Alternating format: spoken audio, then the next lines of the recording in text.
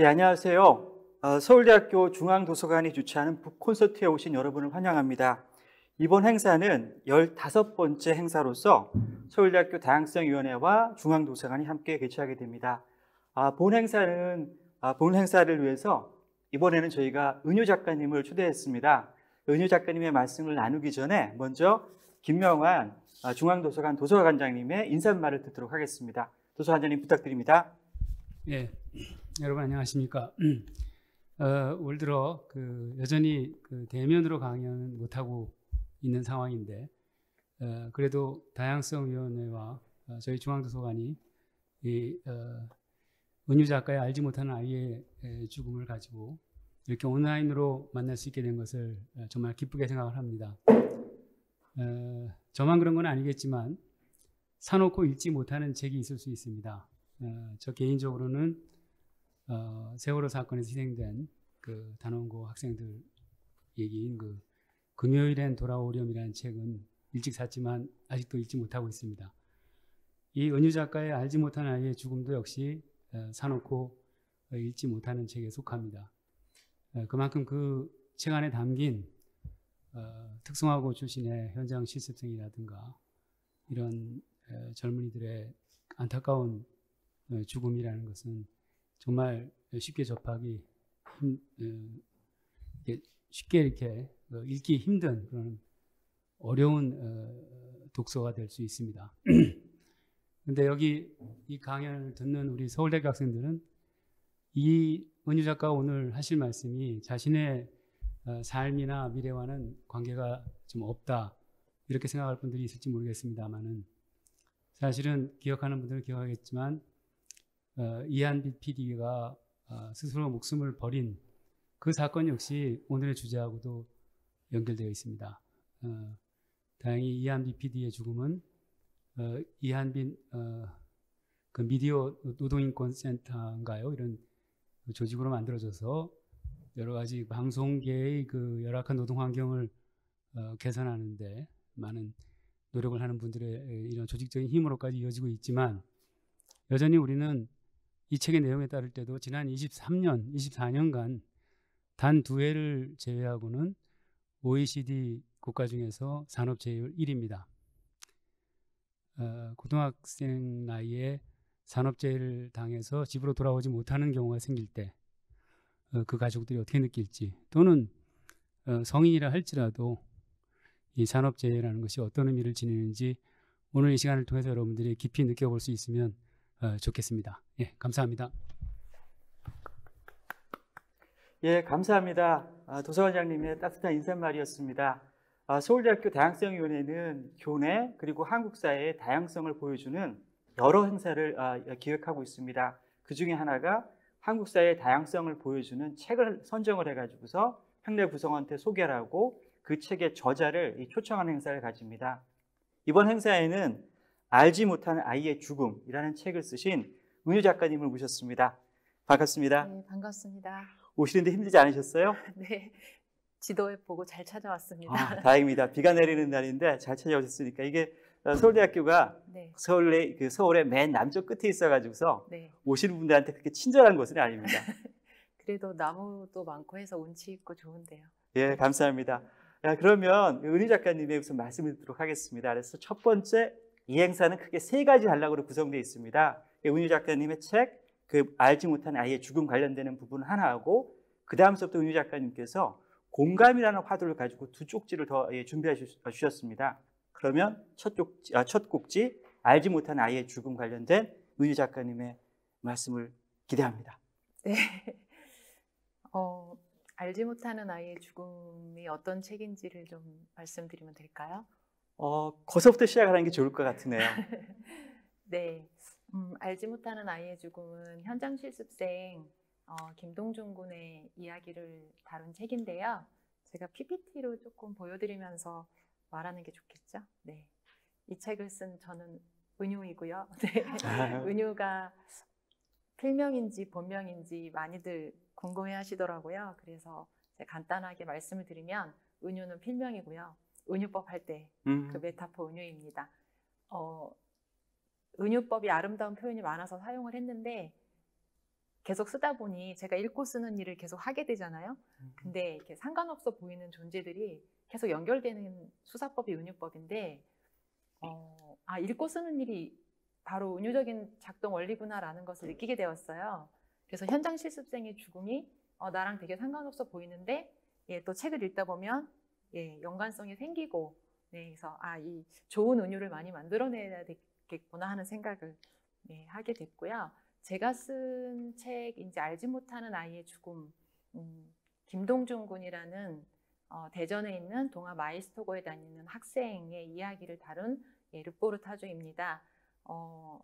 동준이가 이제 10월에 고등학교 3학년 10월에 CJ 진천 공장에 취업을 했어요. 근데 그 회사가 햄이랑 소시지를 만드는 육가공 공장이었고요.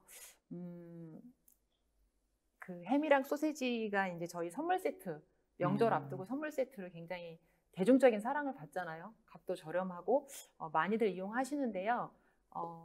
그 이면에 공장에서는 명절을 앞두고 굉장히 바쁜 거예요. 그래서 동준이가 10월에 갔는데 기업 연수 받고 이제 11월부터 본격적으로 일을 했는데 굉장히 바쁜 상황에 들어갔어요. 그래서 적절한 돌봄과 이제 교육을 받지를 못하고 바로 그냥 1인분의 그 역할을 해야 되는, 노동자의 역할을 해야 되는 그 임무가 주어졌는데 그 쉽지가 않잖아요. 불과 얼마 전까지 학생 신분이었는데 그래서 일을 좀 매끄럽게 하지 못했는데 그 조직에서도 너무 바쁘니까 사람들이 이제 바쁘면 날카로워지잖아요. 그래서 동준이에게 이제 부당한 어떤 언어적 폭력이 있었고 압박감을 받았고 그리고 회식 날 이제 폭력 사건이 있었습니다.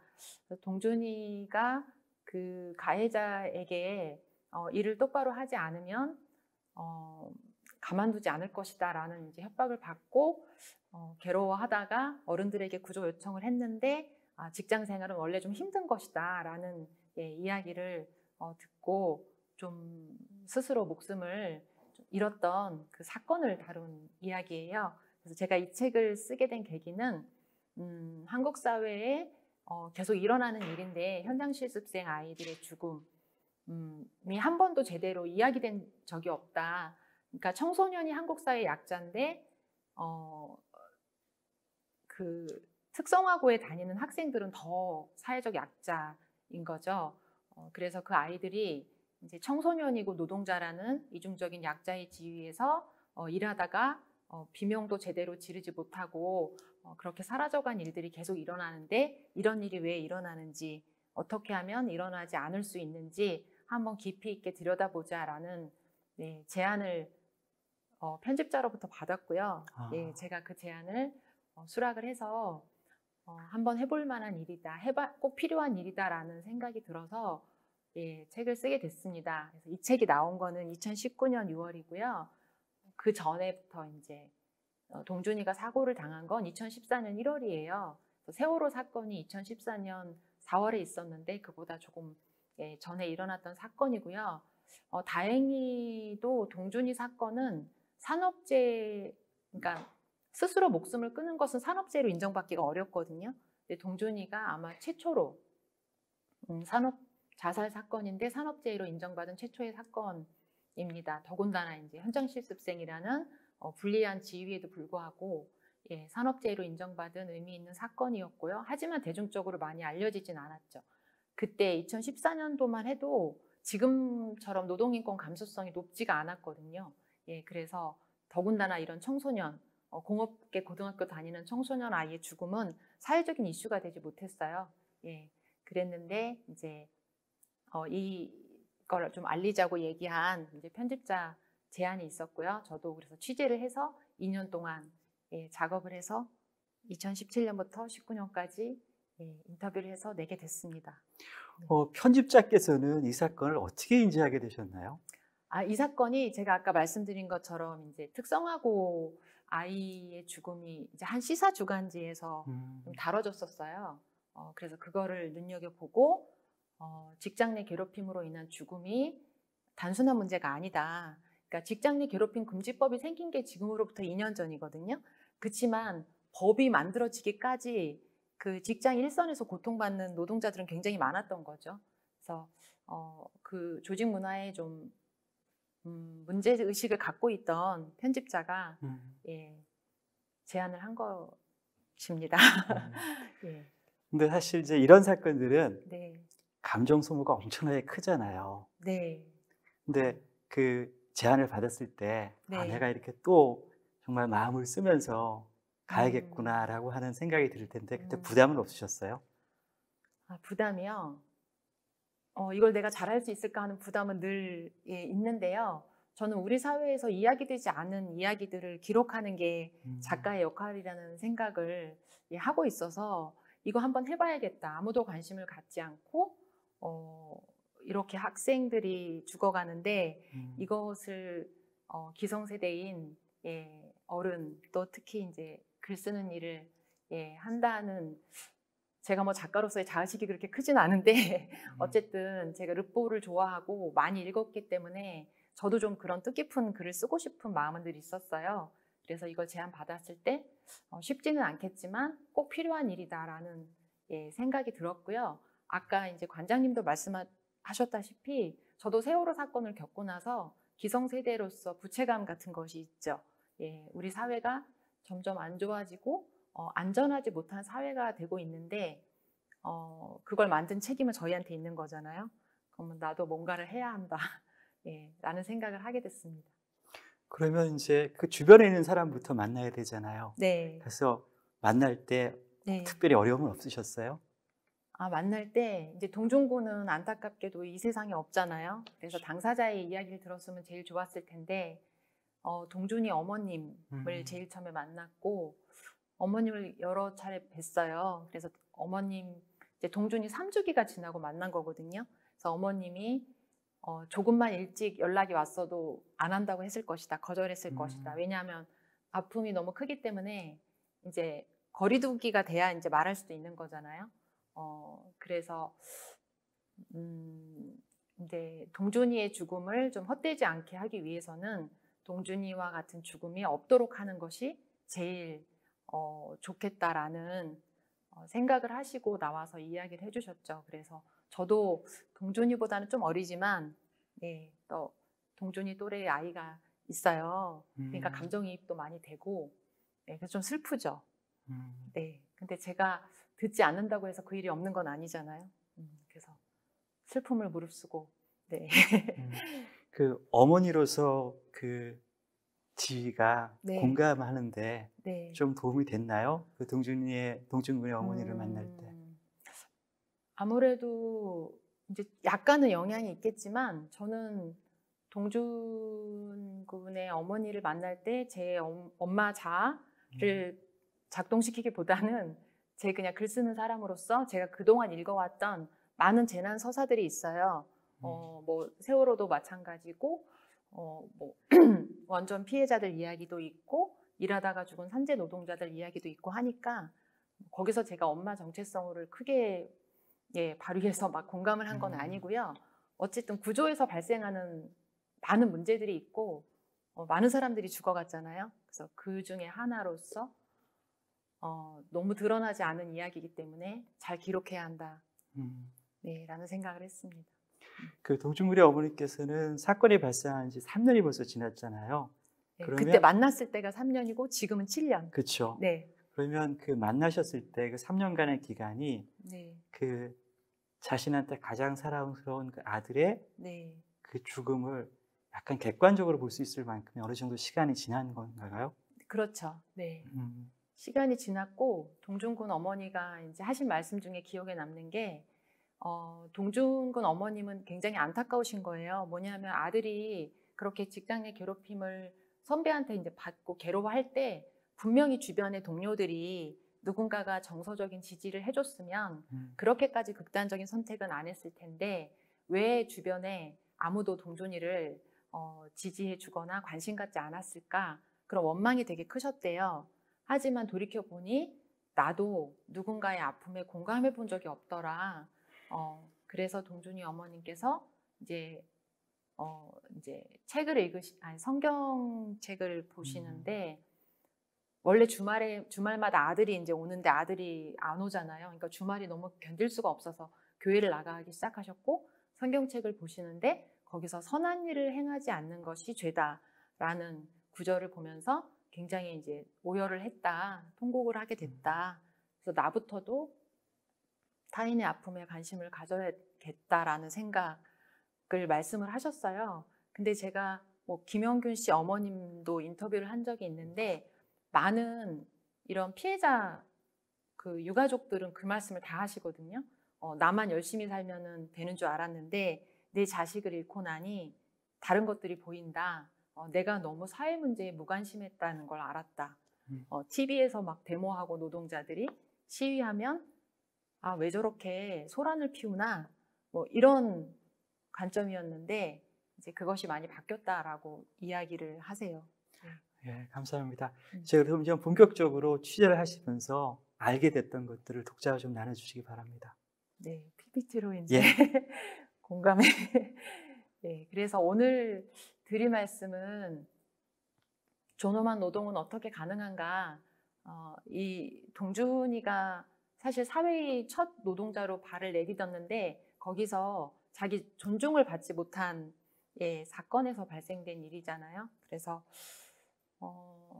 어떻게 가능할지 한번 이야기를 나눠보고 싶습니다. 동준이가 선생님한테 이제 구조 요청을 보냈을 때 가해자가 동준이한테 구타를 하고 내가 때린 걸 어디 가서 이야기하면 가만두지 않겠다라고 협박을 했죠. 모든 가해자들은 다 협박을 합니다.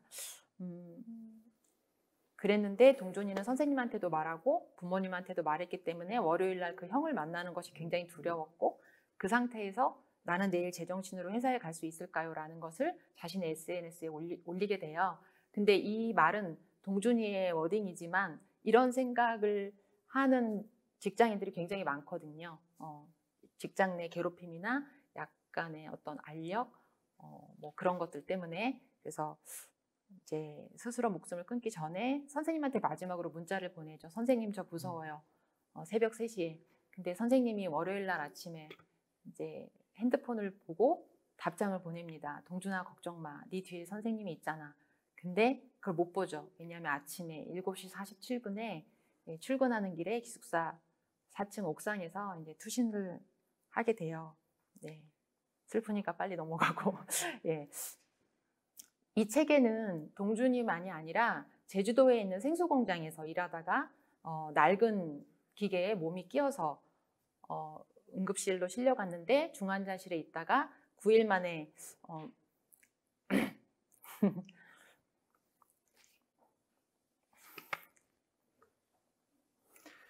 네, 잠시 제가 좀 하겠습니다.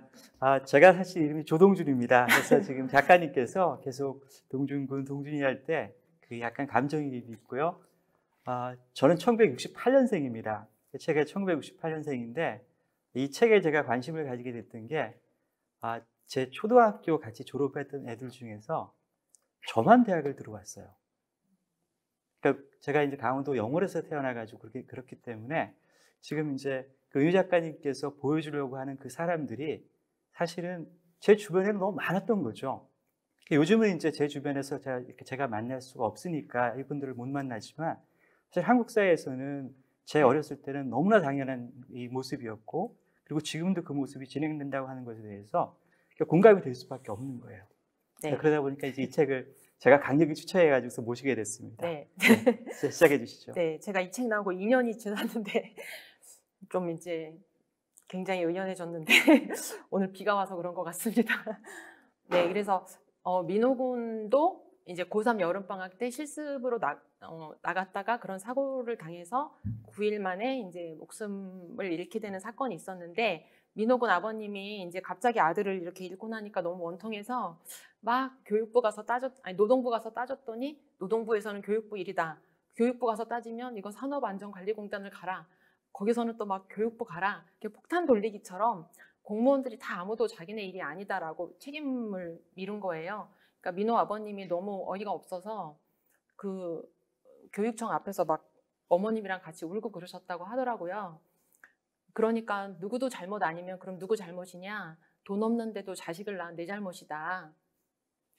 그렇게 막 말씀을 하시면서 인터뷰할 때도 눈물을 많이 흘리셨거든요.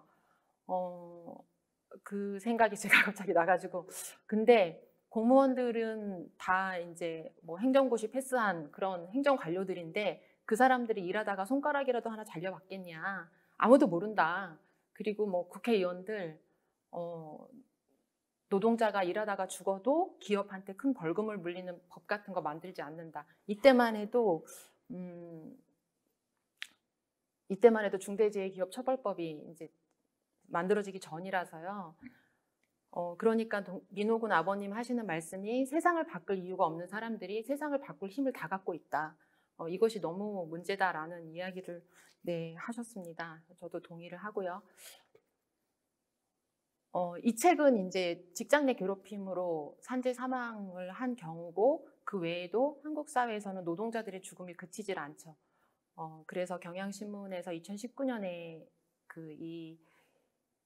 일면을 이렇게 장식했던 기사가 굉장히 화제가 됐었고요. 굉장히 슬픈 일인데 1년에 이제 2,400명씩 목숨을 잃게 되는 산재공화국의 어떤 민낯을 그대로 드러낸 기사였습니다. 그래서 오늘도 3명이 퇴근하지 못했다라는 것이 기사에 나왔죠. 그래서 동준이가 죽었을 때보다는 뭐 그 이후에 김용균 노동자의 사망도 있었고 많이 조금 사회적 관심이 좀 뒤늦게라도 되고 있는 것이 다행이라고 해야 할지 슬프지만 김훈 소설가님도 이런 일이 이제 생기는 줄 모르고 있다가 모르진 않으셨겠죠. 기자도 하셨고 이제 더 이제 사회적인 발언을 많이 적극적으로 하게 됐어요. 그래서 그 민호 아버님이 하신 말처럼 인터뷰에서 이런 이야기를 했습니다. 돈 많고 권력 있는 사람들이 어떻게 자식을 키우는지 우리가 알잖아요. 자기 자식을 위해서 무슨 짓을 하는지 우리가 다 알잖아요. 자기 자식이 떨어져 죽었으면 이것을 당장 해결했을 거예요. 당장 재벌을 압박하든지 정치 권력을 동원하든지 행정 능력을 동원하든지 해서 이 문제를 해결하는 거예요. 그런데 이 문제는 해결이 안 된다. 왜냐하면 이것은 계급적인 구조의 문제이기 때문에 해결될 수가 없다. 아까 말한 것처럼 힘 있는 사람들은 자기 자식들이나 자기가 일하다가 죽을 위험이 굉장히 적은 곳에 있기 때문에 이거 고쳐지지 않는다라는 거죠. 그래서 내년에도 2,400명 죽고 후년에도 죽어요. 이런 구도가 되어 있는 것이죠라고 개탄스럽게 말을 했습니다. 제가 이거는 얼마 전에 또 이선호 군이 평택항에서 컨테이너에 날개에 깔려서 또 숨진 사건이 있었죠. 이런 사고가 계속 발생하는 이유는 뭐 그거예요. 노동자들이 죽으면 기업의 벌금이 500만 원이 안 되게 매겨져요. 그러니까 448만 원이 들어요. 그러니까 김용균 어머님도 통곡을 그때 하시면서 하신 말씀이 우리 아들 목숨값이 500만 원이 채 안 된다라고 이야기를 했는데 이제 기업에서 일하다가 사람이 죽으면 이제 대표 사장이나 대표이사가 감옥에를 가서 형벌을 받던가 아니면 큰 벌금을 물리거나 이렇게 해야 되는데 그렇지 않고 이제 500만 원 돈 정도만 벌금을 물면 되니까 안전 설비를 마련하지 않는 거예요. 그래서 이선호 씨가 죽었을 때도 거기 신호수도 없었고 안전 관리자도 없었어요. 민호 군이 죽었을 때도 마찬가지예요. 2인 1조로 반드시 더군다나 현장 실습생은 일할 때 반드시 관리자가 옆에서 지도하게 되어 있는데 없었어요. 기업에서는 그렇게 두면은 인건비가 들잖아요. 근데 그 돈을 아까워하는 거예요. 그리고 사고가 돼도 나도 운이 없다고 생각하지 이것을 적극적으로 해결해야 할 문제로 끌어안질 않아요. 왜냐하면 그래도 되는 제도가 있기 때문에. 그래서 안전장치를 두고 신호수를 두고 하청업체만이 아니라 원청의 책임을 물고 하는 것들이 이제 마련이 돼야 된다라는 것이 더 이제 목소리를 내야 되는데 안 되고 있습니다. 그래서 올 초에 2월 달에 김용규 씨 어머님이랑 이 동준이 어머님이랑 이 산재 피해 가족들이 단식을 막 30일 정도씩 하면서 중대재해기업처벌법을 만들었는데 누더기처럼 또 상정이 됐어요. 그래서 내년에나 시행이 되고 또 50인 이하 사업장이랑 50억 원 이하 사업장에는 3년 후에나 적용이 돼요. 그러니까 정말 필요한 곳에는 이게 적용이 안 되는 굉장히 안타까운 상황입니다. 네. 제가 그 동중군 사건을 산업재해를 이제 인정받는 것으로 만들어낸 김기배 노무사님을 이 책에서 인터뷰를 했거든요. 굉장히 뜻깊은 그 결과였는데, 그 김기배 노무사님이 하는 이야기가 이것은 현장 실습생의 문제가 아니라 우리 사회가 산재 공화국이기 때문에 일어나는 문제다. 청소년만 이런 일을 당하는 게 아니라 이제 계속 2,400명씩 죽는다는 거죠. 근데 이런 일이 왜 일어나냐? 인간의 고통에 대한 감수성이 없는 거예요. 사람을 존중하고 목숨을 귀하게 여기는 것보다는 이익을 내는 것이 더 중요한 이제 가치가 전도된 사회에 우리가 살고 있는 거죠. 그래서 뭐 동준이가 그렇게 목숨을 잃은 것을 두고도 그 남자가 남자답지 못하게 몇 대 맞았다고 목숨을 잃었다 뭐 이런 식으로 동준이를 비난하는 그런 목소리가 들리는 사회라는 것을 안타까워하시면서 이런 폭력으로 발현되는 것들 그만큼 이제 우리 사회가 무감각해지고 타인의 아픔에 대해서 경각심을 갖지 못하는 그런 거. 저는 그 아파트나 높은 빌딩에 보면은 그 청소하시는 분들 있잖아요. 뭐 페인트 칠하는 도색공도 있고 유리창을 이렇게 닦는 분들도 있는데 그분들이 일하는 그 밑에 매트리스 하나 깔려 있지 않거든요. 전 그것이 우리 사회를 굉장히 징후적으로 보여준다고 생각해요. 그 사람이 떨어져서 사고가 날 수도 있는데 매트라도 좀 깔려 있어야 되는 거 아닌가? 누군가 일하다가도 그러니까 사람으로 안 보는 거죠. 그 사람의 목숨을. 그래서 저는 그런 것들이 다 이렇게 무감각해진 우리의 그 고통 감수성이 없는 것에서 다 일어나는 일들이 아닌가 이렇게 생각합니다. 그래서 직장 내 괴롭힘을 이제 동준이가 당했는데 이것도 이제 업무적으로 의존하고 종속되는 관계에서, 그러니까 상사가 항상 모든 폭력이 다 그렇잖아요. 권력 관계에서 발생을 하는 거고요. 그리고 우리는 되게 그런 거에 무뎌져 있어요. 그래서 누가 이제 힘들어요 했을 때 직장 생활은 원래 그래. 다 그렇게 배우는 거야. 야, 월급에는 모욕수당이 들어있대. 뭐 회사 갈 때 영혼을 빼놓고 가야지. 이런 말들이 굉장히 농담처럼 서로 주고받는데 이거 자체가 굉장히 비극이죠. 네.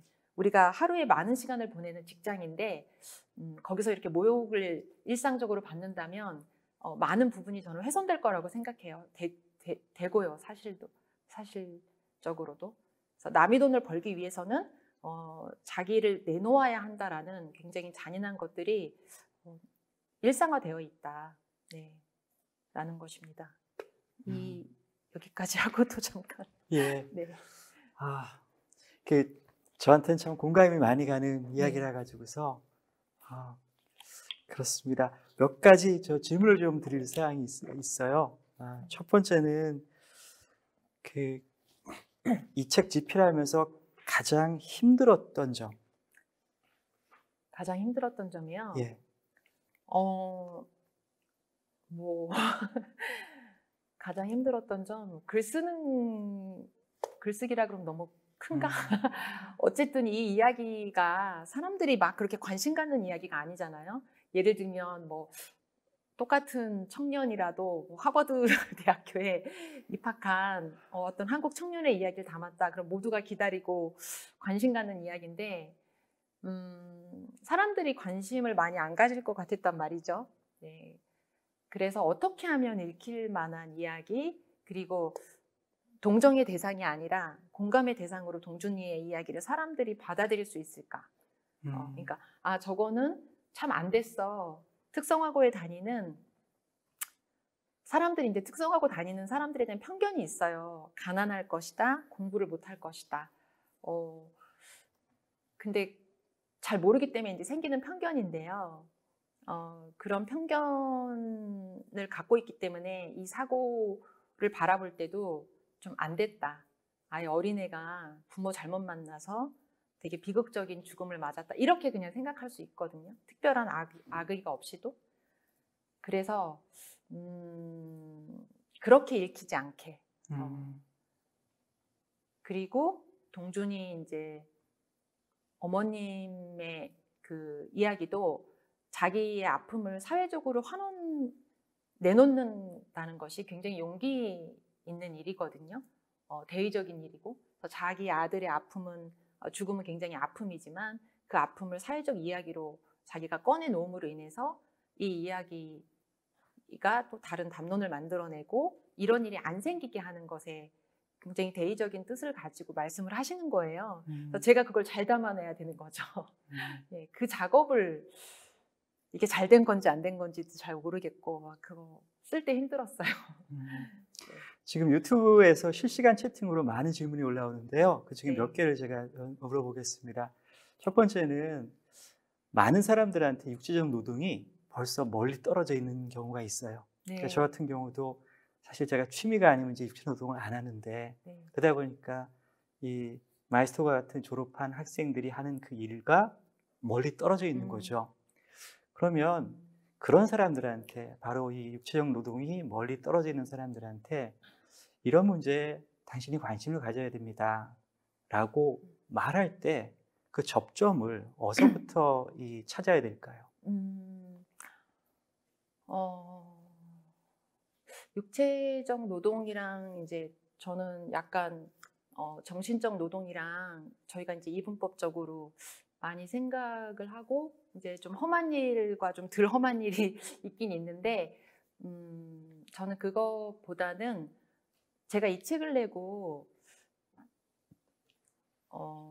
북콘서트를 했을 때 그 많은 분들이 이렇게 저처럼 눈물 흘리시는 분들이 많이 있거든요. 그러면은 나중에 이제 이야기를 들어보면은 자기도 너무 동준이 같은 선택을 하고 싶었던 경험이 많다라는 이야기를 들려주시거나 또 뭐 자기가 또 제가 인상 깊은 분은 자기 조카가 학교 어렵게 임용고시 보고 초등학교 교사가 됐는데 그 반 아이가 이제 학폭 문제가 걸려서 요즘은 학교 폭력 일어나면 부모들이 막 소송하잖아요. 그래서 중간에 끼어서 너무 힘들어하다가 이제 스스로 목숨을 끊은 일이 있었는데 이 책이 조금 더 일찍 나와서 우리 조카가 이걸 봤으면 좀 그런 선택을 하지 않을 수 있지 않았을까라는 안타까운 마음이 든다. 이제 이런 이야기도 하고요. 그래서 더 많은 사고가 일어나는 건 맞아요. 보호받지 못하는 것도 맞고요. 안전사고도 많이 일어나죠. 그런데 소위 말하는 사무직에서도 적지 않게 일어난다.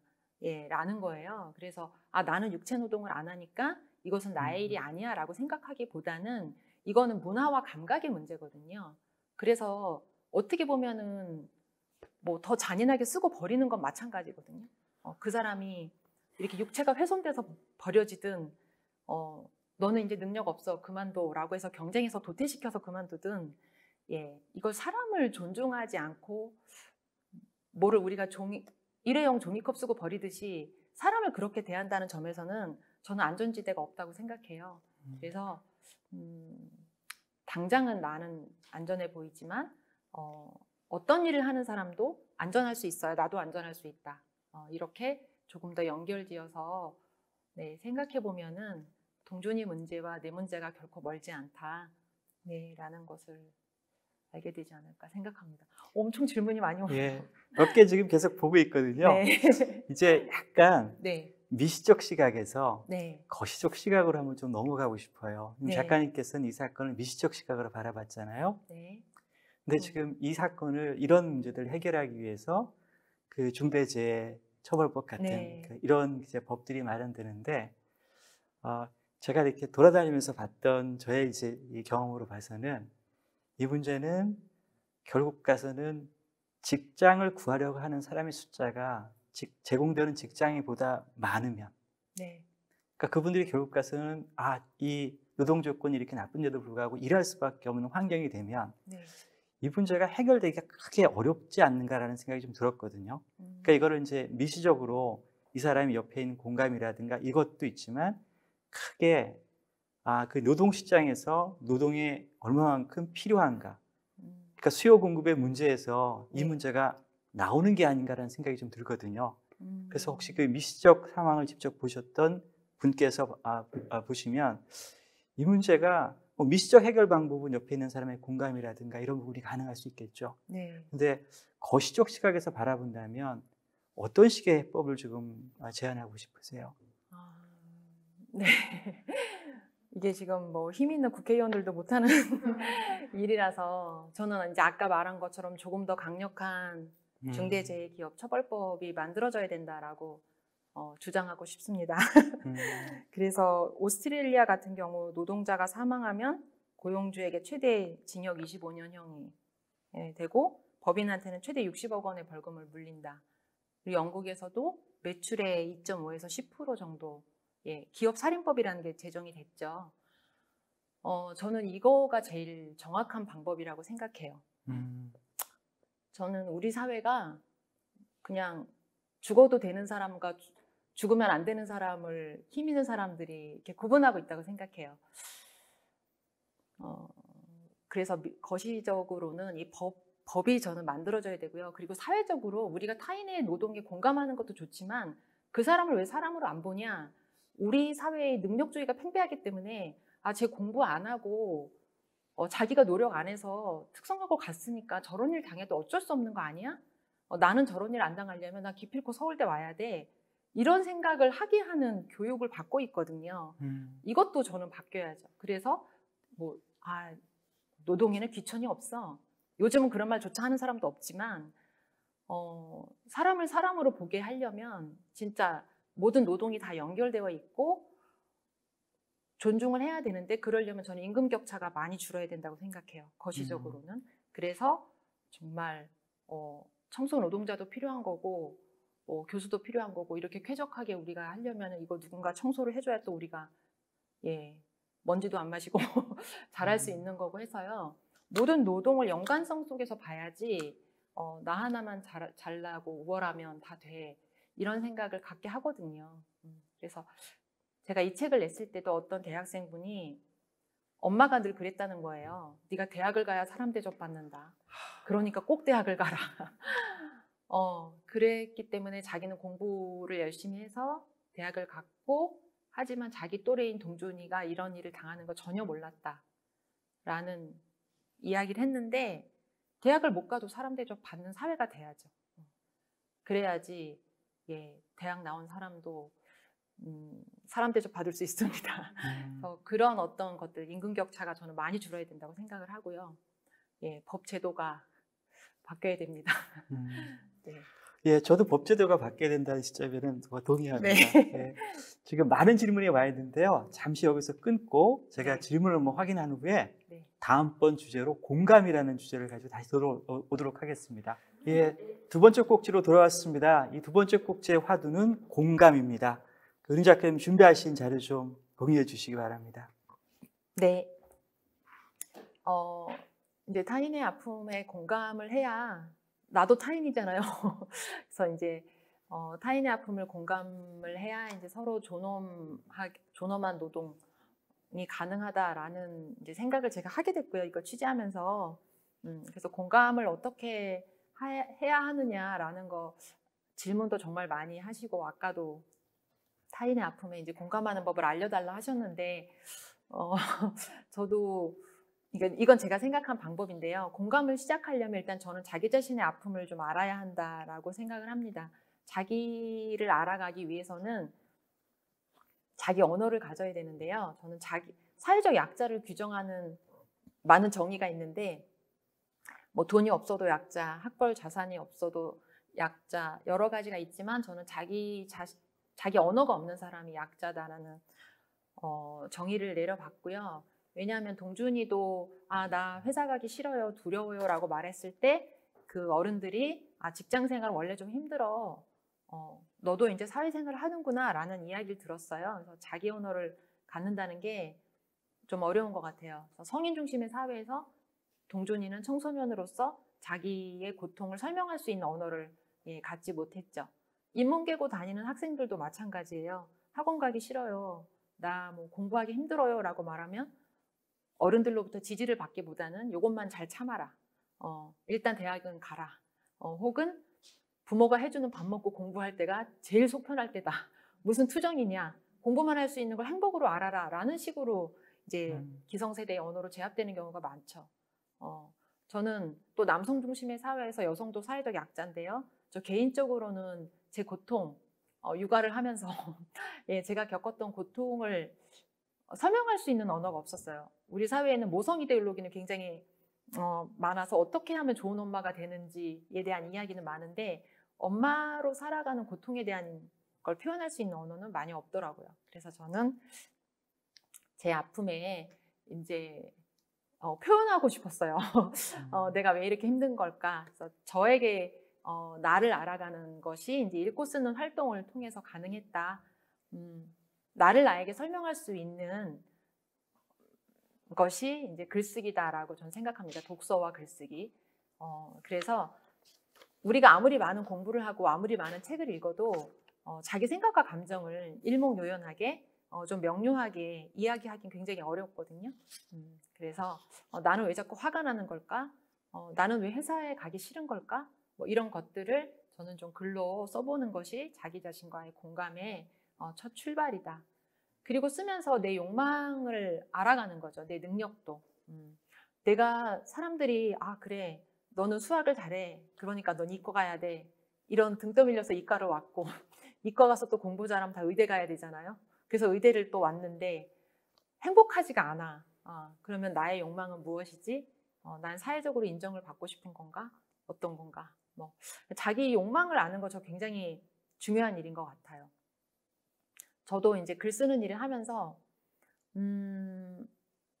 작가가 왜 되고 싶으냐?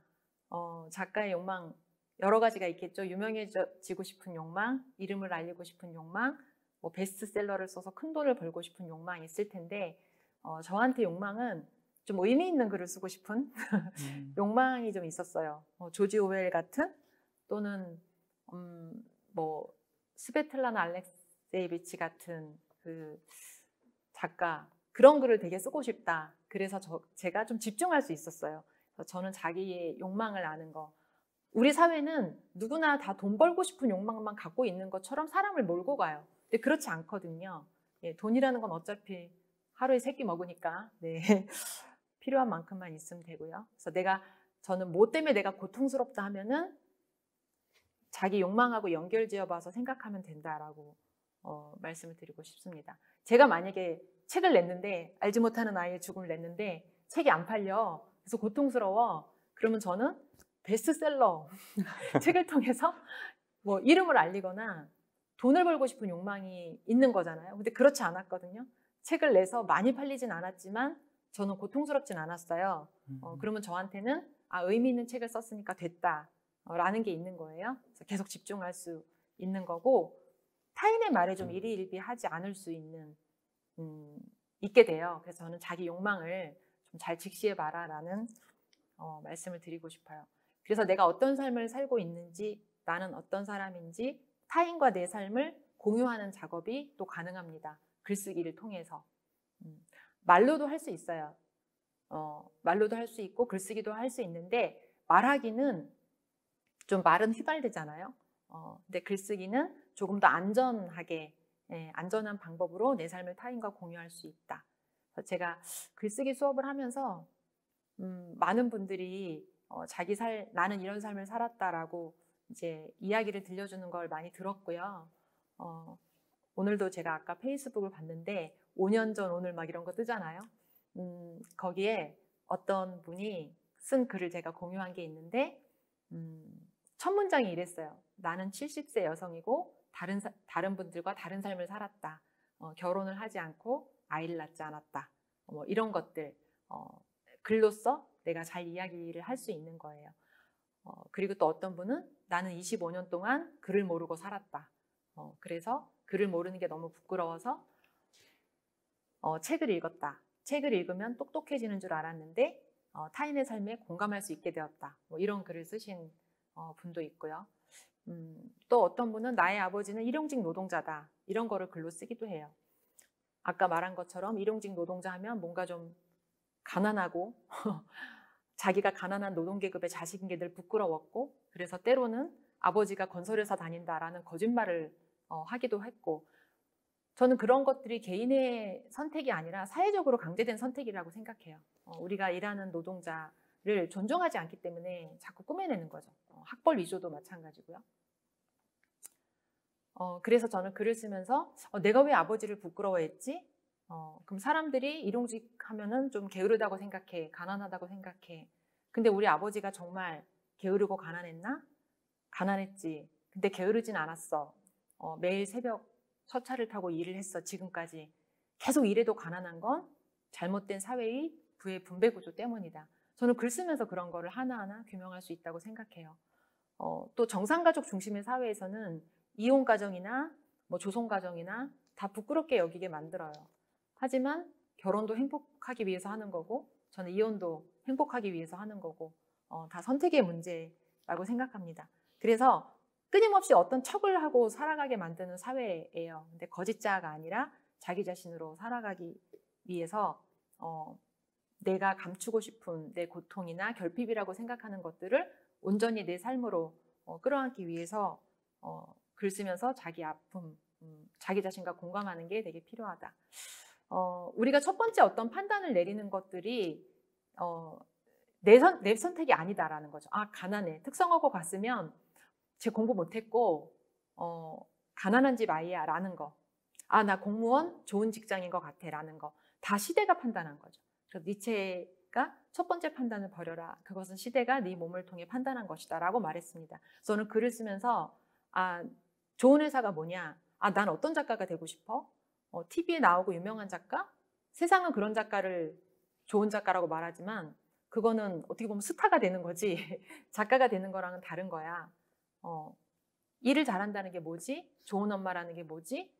저는 자기가 글 쓰면서 판단을 내려보는 게 되게 자기와 공감할 수 있는 방법이라고 생각을 합니다. 그래서 자기 생각과 의견을 가진 시민이 된 다음에야 저는 타인도 온전히 바라볼 수 있다라는 거죠. 제가 왜 글쓰기를 통해서 자기 자신과 공감하는 방법을 권해드리냐 하면은 인간이 생각보다 복잡한 존재거든요. 자기 욕망도 굉장히 내적으로 충돌하고 자기 자신도 되게 모순적인 존재라는 것을 알 수 있어요. 자기 자신의 복잡성을 이해해야 타인의 복잡성도 알 수 있고 내 고통의 뿌리도 자꾸 캐고 들어가야 사회 구조의 문제와 만나게 돼요. 그래서 아, 이건 내가 개인이 노력해서 되는 문제는 아니구나. 어떤 건 제도가 바뀌어야 되는 것들이 분명히 있으니까요. 그래서 인간은 또 구조의 산물이기 때문에 그렇게 글쓰기를 통해서 계속 자기 자신과 좀 대화하는 시간을 가져야 공감할 수 있다라고 생각을 하고요. 프랑스와 줄리앙이라는 이제 파리 7대학 교수가 재작년인가 한국에 왔을 때 인터뷰를 했을 때 이런 이야기를 했거든요. 지금 한국 사회가 혐오의 시대가 됐잖아요. 안타깝게. 경쟁이 너무 치열하고 추락의 공포가 있어요. 상승의 욕망이 있는 사회라기보다는 저는 지금은 추락의 공포가 굉장히 지배하는 사회라고 생각해요. 그렇기 때문에 그 불안이 타자, 자기보다 약자에 대한 혐오로 굉장히 쏠리는데 타자에 대한 혐오를 나타내는 사람은 스스로 존재 의미를 찾지 못한 사람이다라는 거죠. 그래서 사람과 사람이 소통하고 이해하려면 나부터 독립적인 주체가 돼야 한다. 다른 사람을 있는 그대로 인정하려면 자기 정체성부터 확립해야 된다.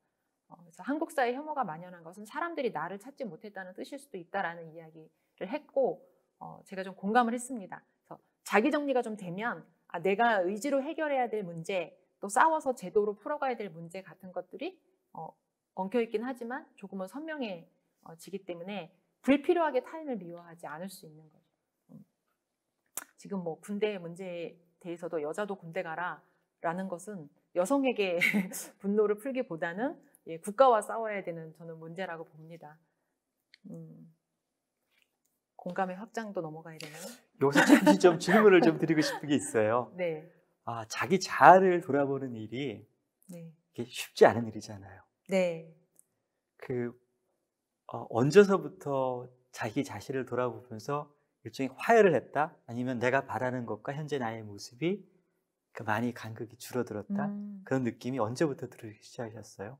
아, 저요? 네. 저도 제 고통에서 글쓰기가 이제 시작됐는데 제 가장 큰 고통은 육아 아이가 둘인데 육아와 일을 병행하면서 일어나는 자아 분열이었어요.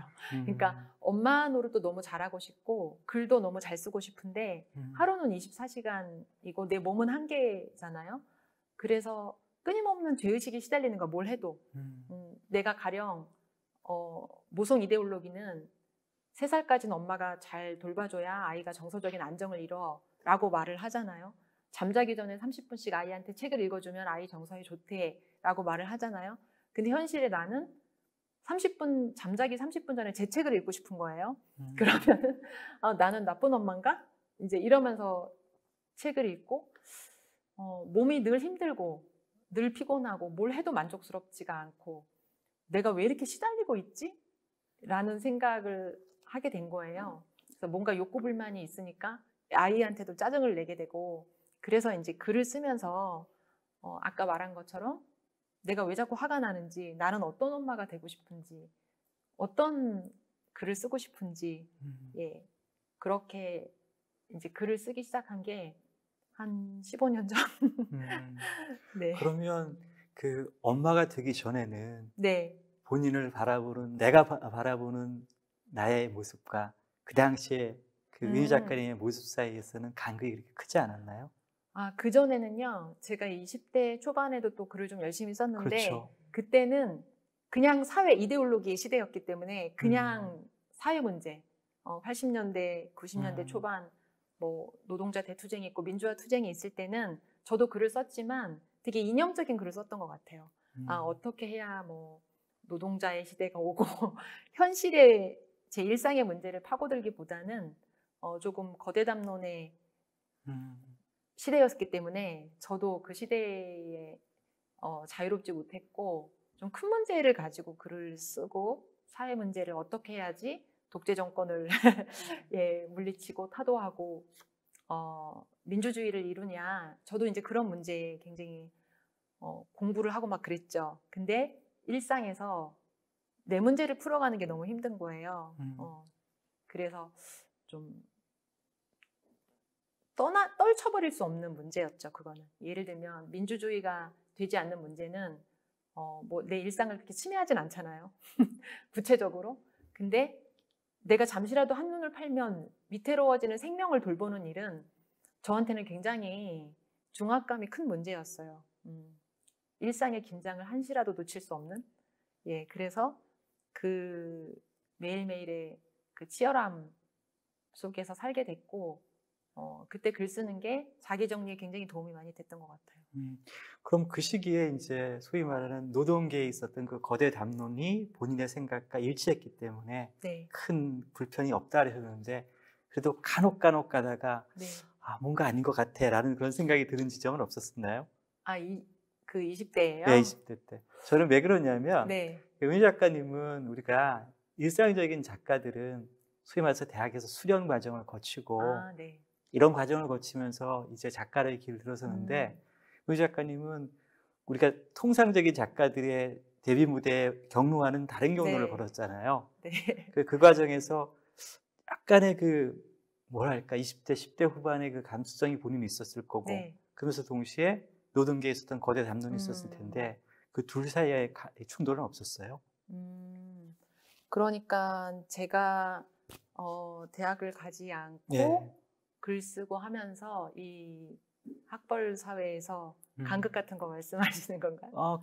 그런 것도 있을 수 있고 네. 아니면 본인이 생각하기에 네. 자신이 모습과 네. 그 노동계에서 있었던 거대 담론에서 지금 은희 작가님을 바라보는 시선 사이가 네. 이게 맞지 않을 수도 있잖아요. 둘 사이에 그 충돌이 없었어요? 글쎄요, 저는 막 그렇게 그걸 충돌을 느끼지는 못했던 것 같고요. 하지만 이제 제가 지금처럼 모두가 그러니까 대학 진학률이 굉장히 높아진 게 2000년대거든요.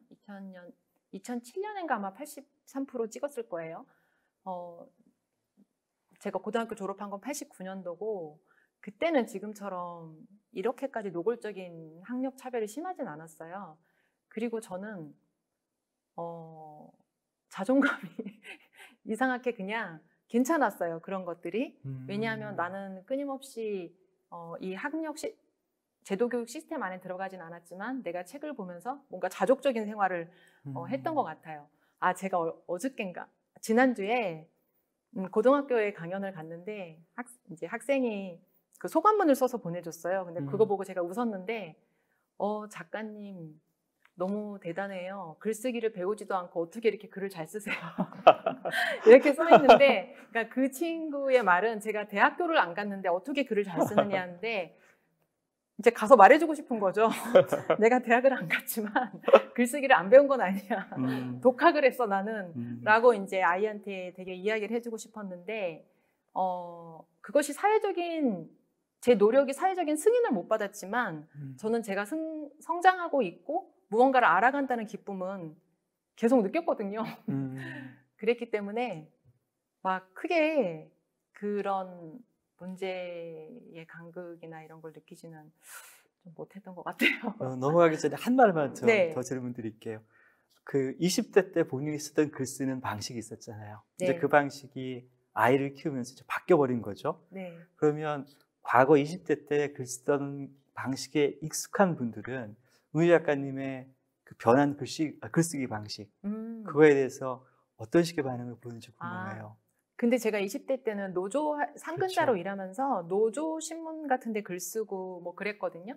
그래서 제 막 독자랄까 이런 층이 있진 않았고요. 제가 그때 작가 활동을 한 건 아니라서 다만 이제 노조 상근 간부로서 이제 신문 노보 기사를 썼던 일을 했어요. 그래서 이제 그때의 제 모습과 지금 변한 제 모습을 본 사람들은 뭐라고 생각을 할까요? 글쎄요. 근데 어쨌든 시대 자체가 이제 이념의 시대에서 일상의 시대가 됐기 때문에 2000년대 되면서 탈이데올로기 시대가 됐잖아요. 그래서 저 개인의 변화만은 아니니까 막 크게 이질적으로 생각하진 않을 것 같아요.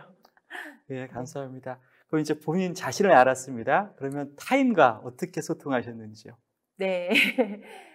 공감의 확장. 그러니까 저는 저의 그 복잡성과 내밀함 그리고 사회 구조로부터 자유로울 수 없는 한 개인의 삶 이런 것들을 좀 탐험을 했기 때문에 타인의 삶도 좀 깊이 볼 수 있는 경험을 한 거죠. 저를 통해서. 나처럼 살아봤어요. 저 외엔 누구도 저를 비난할 수 없어요. 라는 말이 있어요. 이거 누가 한 말이냐. 네, 영화에 나오는 대사고. 네, 이따가 알려드릴게요. 그래서 제가 르포 작가로서 본 세상은 이제 어떤 일도 일어나는 게 삶이다. 네, 라는 말씀 드리고 싶습니다. 제가 성폭력 피해 여성들과 가정폭력 피해 여성들 2013년 정도부터 글쓰기 워크숍을 계속 진행을 했어요. 그리고 국가폭력 피해자들 르포 취재해서 쓴 책도 있고요. 우리 사회가 굉장히 폭력이 만연한 사회라는 것을 이제 알게 됐습니다. 언어폭력, 위계폭력, 신체폭력, 네, 많은 폭력이 있습니다. 성폭력 피해 사실을 우리는 이제 누가 말하면 지난번에 박원순 성폭력 사건, 안희정 성폭력 사건 같이 큰 사건 때도 봤지만 왜 수년이 지났는데 지금까지 가만히 있다 이제 말하느냐라는 걸 말하는데 이제 시간은 만인에게 공평하게 흐르지 않는다라는 거죠. 이제 와서 말하는 게 아니라 이제 겨우 말하는 거다라는 거죠. 통계가 있어요. 보통은 저도 글쓰기 워크숍 할 때 보면 초등학교 고학년 때 당했던 거 30대 된 분이 이야기하는 경우가 있고 보통을 우리가 사회적 말하기라는 것은 들어주는 사람이 있을 때 말할 수 있는 거거든요. 우리가 예를 들면 내가 성소수자야. 근데 부모가 TV 보다가 퀴어 축 퍼레이드 같은 게 나왔어. 그러면은 그걸 보던 아버지가 아유 저 동성애자들 저거 다 죽어야 돼. 막 이렇게 얘기를 해. 그분 자기 커밍아웃 못 하거든요. 부모한테. 그래서 저는 사회적인 말하기라는 것은 뭔가 수용될 수 있는 분위기에서 가능하다라고 생각을 합니다. 그래서 왜 이제 와서 말하냐 이러지 말고 우리가 얼마나 들어줄 수 있는 사회인가를 생각해 봐야 되는 거죠. 그래서 우리가 타인의 아픔을 좀 깊이 보려면 한 사람을 입체적으로 바라보려는 노력이 필요해요. 그래서 보통 친족 성폭력 피해자 같은 경우 자기 피해 사실을 입증하기가 굉장히 어려웠어요. 왜냐하면 너 아버지한테 뭐 성형수술도 해달라고 했잖아. 너 아버지한테 어버이날 카드도 썼는데 뭐 우리 그 위계폭력에서도 이모티콘도 보냈잖아. 뭐 어떤 문자 메시지도 보냈잖아. 이렇게 말을 많이 하죠. 그래서 부정을 하는데 피해자의 일상에는 성폭력 피해만 있는 것이 아니다라는 거죠. 모든 인간이 그렇듯이 피해자도 양육과 보호를 필요로 하고 그것을 제공하는 가해자한테 의존할 수밖에 없다라는 거예요. 가해자에게 미움만 느끼는 것이 아니라 보호자로서 고마움과 애정도 느낀다. 성폭력만 빼고 좋은 아빠, 성폭력만 빼고 좋은 상사일 수도 있다라는 거예요. 그래서 우리가 보통 피해자 그러면 굉장히 납작하게 봐요. 저 사람이 성폭력 피해를 당했다는데 그 다음날 나랑 분명히 웃으면서 얘기했는데 어떻게 된 거지? 막 이런 식으로 의심을 하는데 한 사람을 입체적으로 봐야 된다. 왜 그때 그 자리에서 문제 삼지 않았어? 이거는 모든 피해자들이 당하는 모욕이에요. 그래서 근데 보통의 괴롭힘은 주눅들기를 강요하면서 자기 방어를 사전에 봉쇄하는 경우가 되게 많아요. 즉각 반응을 할 수 없다라는 거죠. 그리고 어떤 사람이 처한 불행을 우리가 불평등으로 바라보는 게 되게 중요하다라는 겁니다. 장애인 됐을 때 참 안 됐다. 불행해. 얼마나 불행할까? 이렇게 보는데 그것이 아니라 불평등으로 바라보는 시각이 필요하다. 저도 이제 김도연 선생님이 쓴 책을 보고 깨달은 건데요. 장애인이기 때문에 차별받는다. disabled people이 이제 뭘 못하는 사람인데 그게 아니라 차별을 받아서 장애인이 되는 거다라는 거죠. 그러니까 그러니까 여성에게는 집에 가서 애 키워야지, 뭐 애는 엄마가 키워야지라는 것 때문에 많은 그 사회적 진출의 기회가 차단됐잖아요. 그래서 뭔가를 더 잘할 수 없는 능력이 길러질 수 있는 기회를 차단되는 거죠. 장애인들도 이런 데는 그래도 휠체어 동선이 있지만 제가 뭐 작은 책방 이런 데서 강연하고 이러면 휠체어 동선 안 나오는 데 굉장히 많거든요. 미식 여행 할 수 없어요. 왜냐하면 문턱 높은 음식점이 많으니까. 그러면 미각이 발달할 수 없겠죠. 예, 그래서 우리가 어떤 기회로부터 차별받아서 뭘 할 수 없는 사람이 되는 경우는 굉장히 많아요. 여성에게 연단은 주어지지 않았죠. 오랜 세월 동안. 제가 강연을 이렇게 가면 뭐 작가님 말씀 잘하세요. 막 저한테 이런 칭찬을 해주시는 분이 있는데 처음에는 너무 떨려서 잘 못했어요. 근데 자꾸 하다 보니까 요령이 생기고 떨려도 뻔뻔스럽게 좀 버틸 수 있는 힘도 생기는 거예요. 예, 그래서 저는 차별받지 않고 기회가 고루 주어지는 게 되게 중요하다. 손상을 지닌 무능력한 사람이어서 차별받는 게 아니라 차별을 받기 때문에 무언가를 할 수 없는 사람이 되는 거다. 타인을 좀 깊게 바라봐야 되고 익숙한 것을 낯설게 볼 수 있어야 저는 타인의 아픔에 공감할 수 있다라고 생각을 합니다. 저희 이제 학인이 쓴 글인데 엄마를 되게 미워했다는 거죠. 아빠도 밥을 차리지 않았고 나랑 입시 정보를 알아보지 않았는데 그건 엄마의 일이라고 생각했다. 그래서 엄마가 일하더라도 밥 차려놓아야 되고 집이 깨끗해야 되고 또 입시 정보도 알아봐야 되고 왜냐하면 친구 엄마들은 다 그렇게 하니까. 그래서 엄마를 원망을 했는데 제가 그 눈물로 쓴 책을 보면서 예, 제가 싸울 때마다 투명해진다라는 여성으로 살아가면서 힘겨웠던 그 글을 쓴 책이 있는데요. 그 산문을 보고 이제 이분도 알게 된 거예요. 엄마도 굉장히 힘들었구나 라는 거. 그래서 엄마는 흔히 딸과 굉장히 친한 존재라고 많이 생각하죠. 역시 엄마의 마음을 알아주는 건 딸밖에 없고 하지만 서로 감정 착취하는 관계도 많거든요. 어느 딸이 나는 엄마의 감정 쓰레기통이 아니다 이런 책을 쓰기도 했어요. 근데 가깝다고 다 감정을 아는 건 아니에요. 그래서 이 딸 역시 엄마 아빠 똑같이 돈 벌고 아빠도 나한테 아무것도 안 해줬는데 나 이거 엄마만 미워했다 라는 이제 각성을 하게 된 거죠. 그러니까 이제 아빠도 같이 미워하자. 예, 이런 결론은 아니고요. 우리가 얼만큼 가까운 사람의 고통에 무지할 수 있는가라는 거예요. 익숙한 건 늘 당연해 보이거든요. 아니 뭐 아침에 눈 뜨면 회사 가는 거 당연하지. 이렇게 생각하면은 회사 가기 싫어요. 학교 가기 싫어요 라는 것을 말이 들리지가 않아요. 그래서 우리가 익숙한 걸 낯설게 바라볼 수 있어야 된다 라는 겁니다. 그리고 그냥 하는 말이 굉장히 폭력적인 말이 많다라는 거. 아까 말한 것처럼 그래, 죽기 싫으면은 너 공부해서 대학 가. 제가 실제로 진짜 이 얘기를 들었어요. 어떤 선생님이 알지 못하는 아이의 죽음 읽고 감동하셔가지고 학부모 그 독서 모임에서 이 책을 읽으셨대요. 그 토론을 하는데 어떤 학부모가 그랬다는 거예요. 이 책을 읽고 나니 우리 아이 특성화고 보내면 안 되겠다는 생각이 든다. 선생님이 너무 충격받으셔가지고 이런 학부모에게 내가 어떻게 말하면 좋겠냐라고 저한테 제가 교사 연수 갔을 때 질문을 하셨어요. 그런 게 있어요. 우리가 어떤 권리를 주장하려면 네 능력을 키워라. 네가 노력해. 그럼 네 말 들어줄게. 굉장히 폭력적인 말이거든요. 어떤 사람은 조건적으로 노력할 수 없는 사람도 있어요. 내가 몸이 불편할 수도 있고 집이 너무 가난할 수도 있고 엄마 아빠 다 일하면은 내 그 복잡한 입시 정보 어떻게 접근 자체가 차단되는 경우도 굉장히 많고요. 제가 뭐 우리 아이 특성화고 보내지 말자라는 메시지를 전하기 위해서 저 책을 쓴 게 절대 아니고요. 다 그렇게 배우는 거야. 그래서 괴롭힘을 어떤 교육의 통과 의례로 많이 생각을 합니다. 내가 저것보단 낫지. 약자들을 통해 자기 자존심을 세우는 경우. 아, 내가 정말 이렇게 힘들지만 그래도 저런 괴롭힘은 안 당하지. 라는 것들. 나쁜 말이죠. 누가 강요하지 않았어. 네가 택한 거지. 자기 개발과 선택 이데올로기로 어떤 구조의 문제를 세탁하는 경우도 많고요. 네. 그래서 존엄성 존중은 자연스럽게 생기는 지식이 아니고 적극적으로 배워야 된다. 그러니까 타인에 이따 말씀을 드릴 건데 일터 괴롭힘을 견디지 못하면 내가 낙오한다고 생각하고 막 이렇게 누르는 대신 분노하고 저항하는 게 굉장히 당연한 인간의 권리임을 이제 배워야 된다라는 거죠. 유은숙 인권활동가의 말인데요.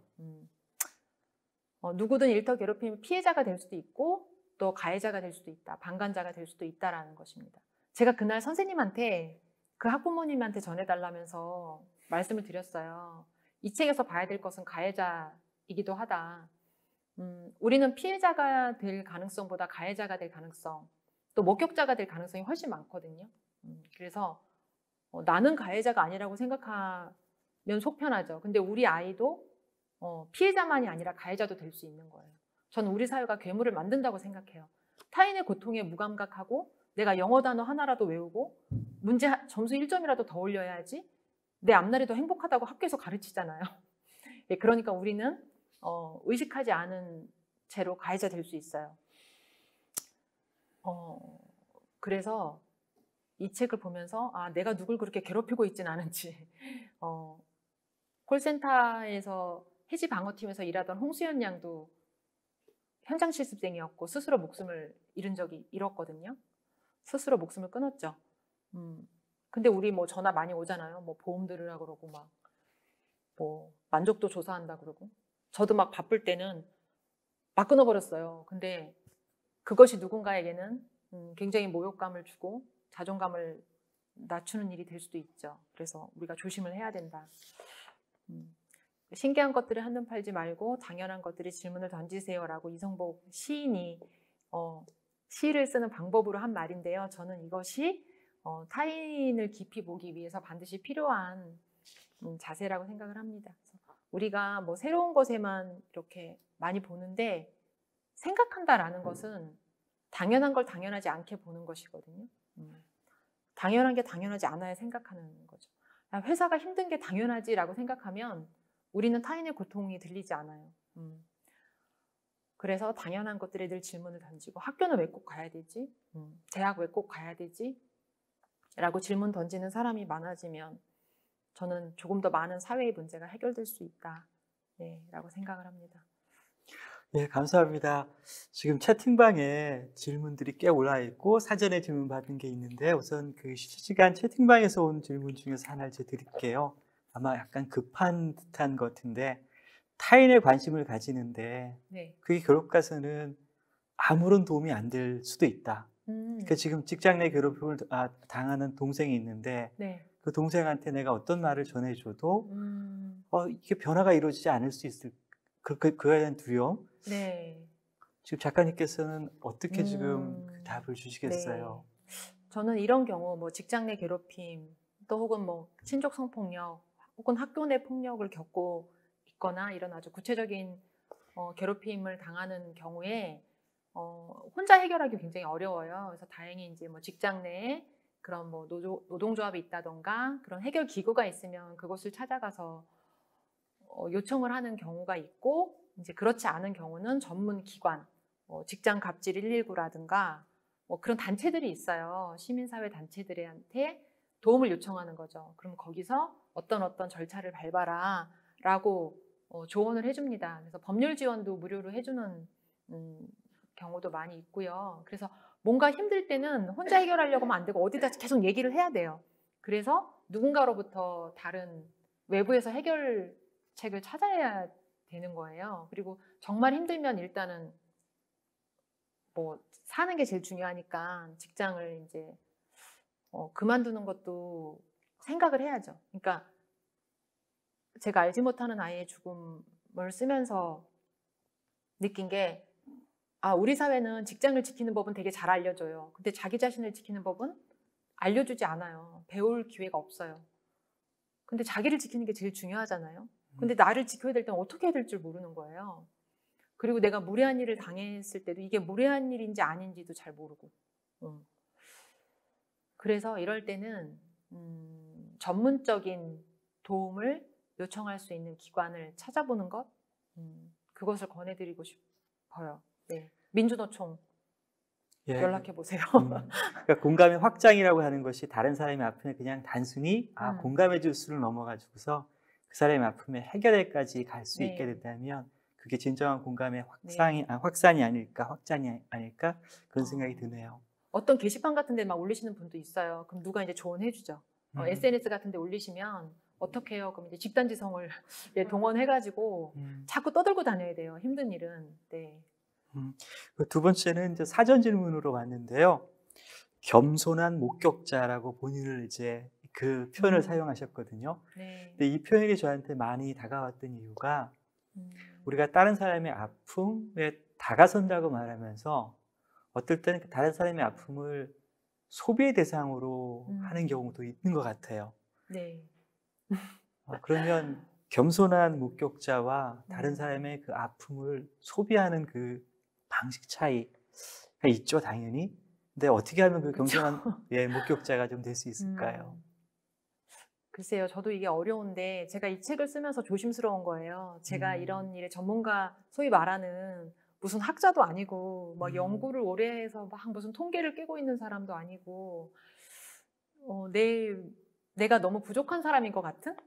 이게 너무 사회 구조의 모순이 다 응축된 문제인데 이걸 내가 조금 더 공부를 많이 했으면 혹은 내가 조금 더 공감 능력이 뛰어나면 혹은 내가 조금 더 글을 잘 쓰면 이것을 잘 표현할 것 같은데 이 문제는 크고 나는 너무 작은 것 같고 어떻게 해야 되는지 막 그런 게 되게 힘들었거든요. 그래서 어쩔 수 없다. 내가 완벽한 글을 쓰는 게 아니라 그냥 내 위치에서 그냥 최선을 다할 수밖에 없다.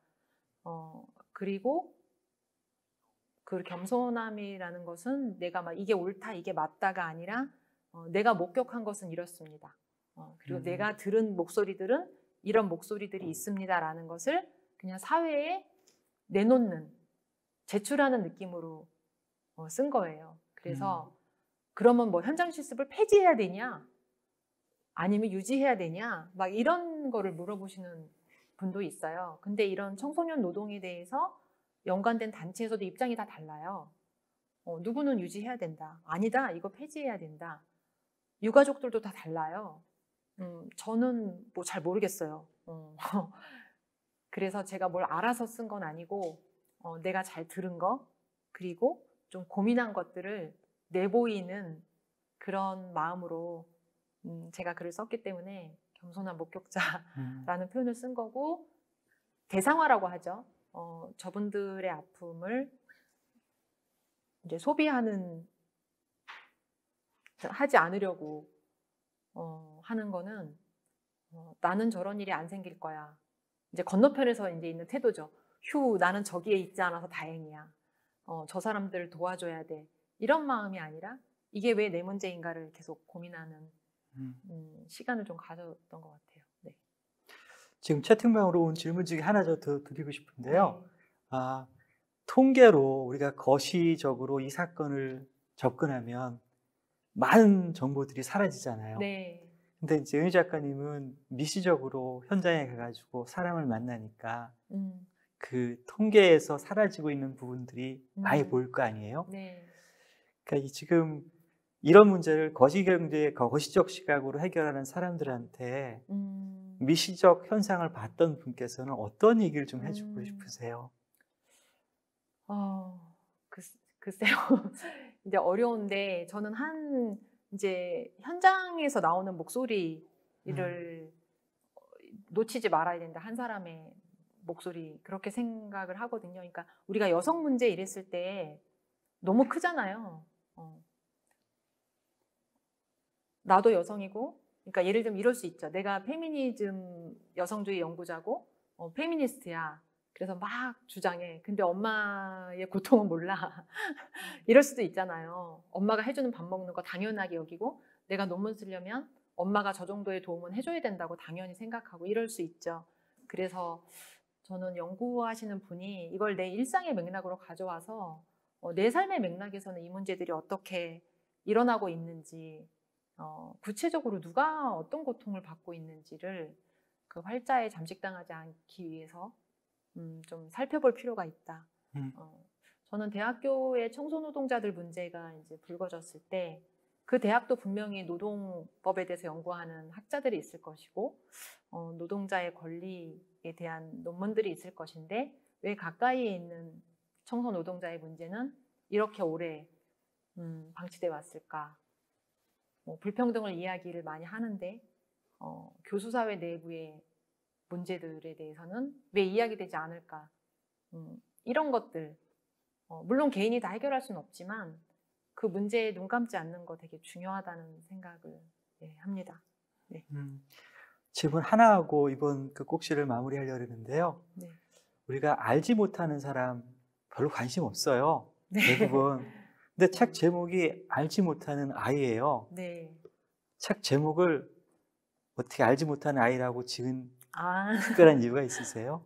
네. 이게 작가의 공로가 되면 안 됩니다. 이 책 제목은 편집자들이 짓는 경우가 아마 상당히 많아요. 물론 작가가 아이디어를 내기도 하고 같이 의논을 하는데 이 알지 못하는 아이의 죽음은 이제 기획 제안서가 저한테 왔을 때 가제로 있었는데 딱 보는 순간 이거 너무 좋은 제목이다라는 생각이 들었고요.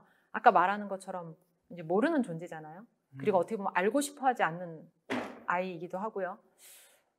저는 그 알지 못하는 아이라는 것이 저 아이가 정말 물리적인 타자이기도 하지만 내 안에 있는 자기라고도 생각해요. 죽어가고 있는.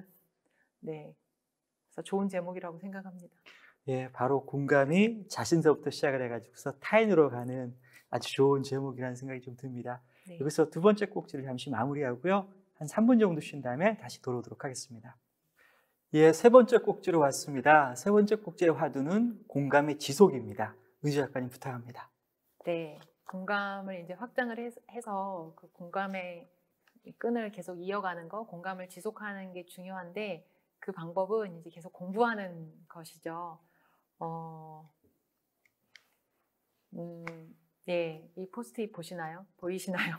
남잔데 눈물이 안 나요. 저 병인 거죠? 작가님처럼 촉촉한 글쓰기 불가능. 예, 제가 중등교사 연수회 갔을 때 어떤 선생님, 남자 선생님이 이제 포스트잇 질문 코너에 이제 붙여놓으신 거예요. 그래서 불가능하지 않습니다. 저도 제가 이런 폭력 피해자들에 관련된 글을 쓰는 작업을 계속 했더니 많은 분들이 좀 오해를 하세요. 막 제가 원래 성품이 따뜻하다. 뭐라고 그러시지? 원래 공감 능력이 뛰어나신가 봐요. 이렇게 많이 얘기하시는데 그렇지 않고 제가 책을 되게 많이 보면서 공부를 하거든요. 성폭력 피해 여성들을 만나러 갈 때도 그런 당사자들 기록한 책이나 외서들도 많이 찾아보고 우리나라에 많이 안 나왔을 때 그러고 또 제가 글쓰기 수업을 하는데 저는 이성애자지만 성소수자가 올 수도 있고 그럼 또 관련 영화도 막 보고 계속 공부를 해야 되는 거예요. 네, 그래서 이제 시가 있는데 바싹바싹 말라가는 마음을 남 탓하지 마라. 스스로 물주기를 게을리해 놓고 틀어진 모든 것을 시대 탓하지 마라. 그나마 빛나는 존엄을 포기할 텐가. 이런 시가 있어요. 그러니까 계속 물을 줘야 된다라는 거예요. 정말로 제가 공부를 하고 책을 볼 때마다 느끼는 건 아, 내가 이것도 몰랐구나라는 것들. 그래서 계속 공부를 해야 되겠다라는 생각, 해야 한다라는 생각을 많이 해요. 그리고 저 같은 경우에 강연을 가고 뭐 인터뷰하고 이러면 굉장히 불특정 다수들을 많이 만나거든요. 그러니까 늘 긴장이 돼요. 저의 게으름으로 타인에게 상처 주는 말을 할 수도 있고 또 제 얘기를 듣는 분들이 많이 생겨가지고 좀 책임감도 느끼고요. 그래서 실수를 안 할 수는 없겠지만 좀 그런 마음을 가지려고 노력을 합니다.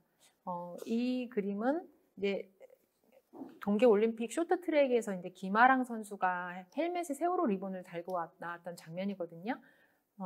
이게 되게 화제가 됐었어요. 그래서 2018년 1월 그때 동계올림픽이 열렸고 그 같은 해에 그 같은 시기에 이제 서지현 검사 미투가 있었어요. 그래서 사회적으로 굉장히 이제 많이 얘기가 됐었죠. 충격을 많이 던져줬죠, 한국 사회에. 제가 페이스북을 하는데 거기 이제 같이 페이스북 친구로 있는 많은 남성 지식인 분들이랑 소위 말하는 오피니언 리더분들이 되게 동요를 하시더라고요. 그 전에 여성들이 미투를 해도 계속 못 들은 척하고 계시다가 아, 저렇게 높은 지위에 있는 여성도 성폭력을 당하는구나 라는 것에 충격을 받으신 듯 했어요. 그러면서 막 그 관련된 이야기가 많이 올라오는데 그중에 딸 가진 아빠로서 분노한다라는 글이 많았어요. 근데 저는 그 글을 보면서 굉장히 분노했거든요. 그래서 제가 그때 한겨레 신문에 칼럼을 연재하고 있었는데 글을 썼어요. 항상 모든 글은 분노에서 나옵니다. 저는 제목이 딸 없으면 공감 못하나 였습니다. 저는 한국 사회 남성들이 기혼 남성들이 갖는 그런 태도들, 딸 바보, 딸 가진 아빠로서 분노 한다는 말에 좀 성숙하지 못한 말이라는 생각을 해요. 딸이 아닌 그냥 시민이기만 해서는 안 되냐라는 것이 제가 전하고 싶은 메시지였고 그 사례로 제가 김아랑 선수 이야기를 했습니다. 김아랑 선수가 이걸 왜 붙이고 나왔는지 저는 알지 못했어요.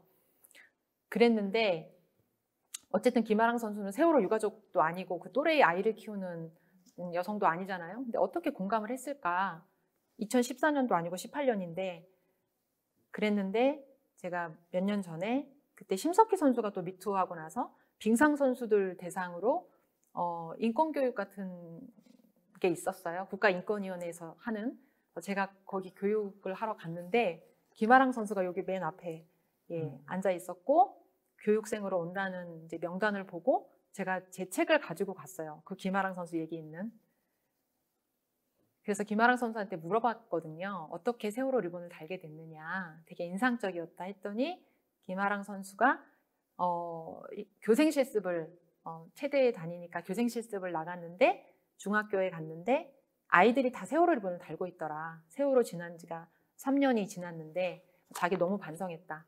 나는 다 잊고 있었는데 그래서 아이들이 다 배지 달고 리본 달고 있는데 나는 다 잊고 있었던 게 부끄러워서 아이들한테 이제 리본도 얻어서 달고 다녔고 올림픽 나갈 때 뭐라도 하고 싶어서 이제 리본을 달았다.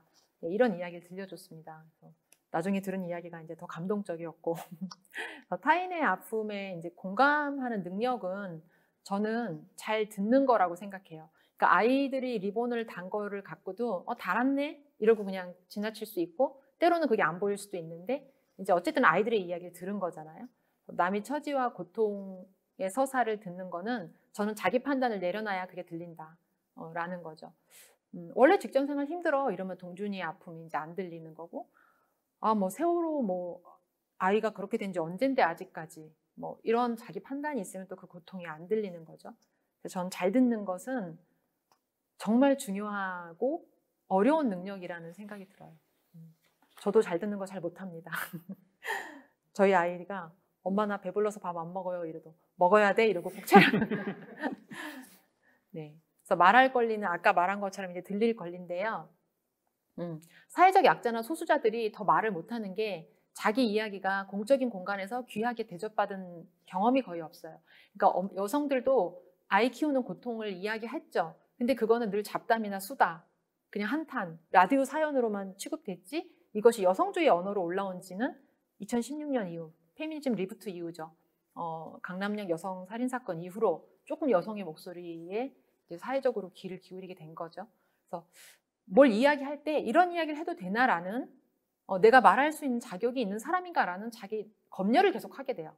그래서 왜 그걸 말 안 했냐라고 호통을 치긴 쉽지만 아까 사회적으로 주눅들기를 강요하기 때문에 저도 아이 키우는 게 힘든데 아니 엄마들은 더 힘들 때 더 막 10명도 키우고 서너 명도 키웠는데 내가 애 하나 갖고 이래도 되나라는 검열을 여성들이 하죠.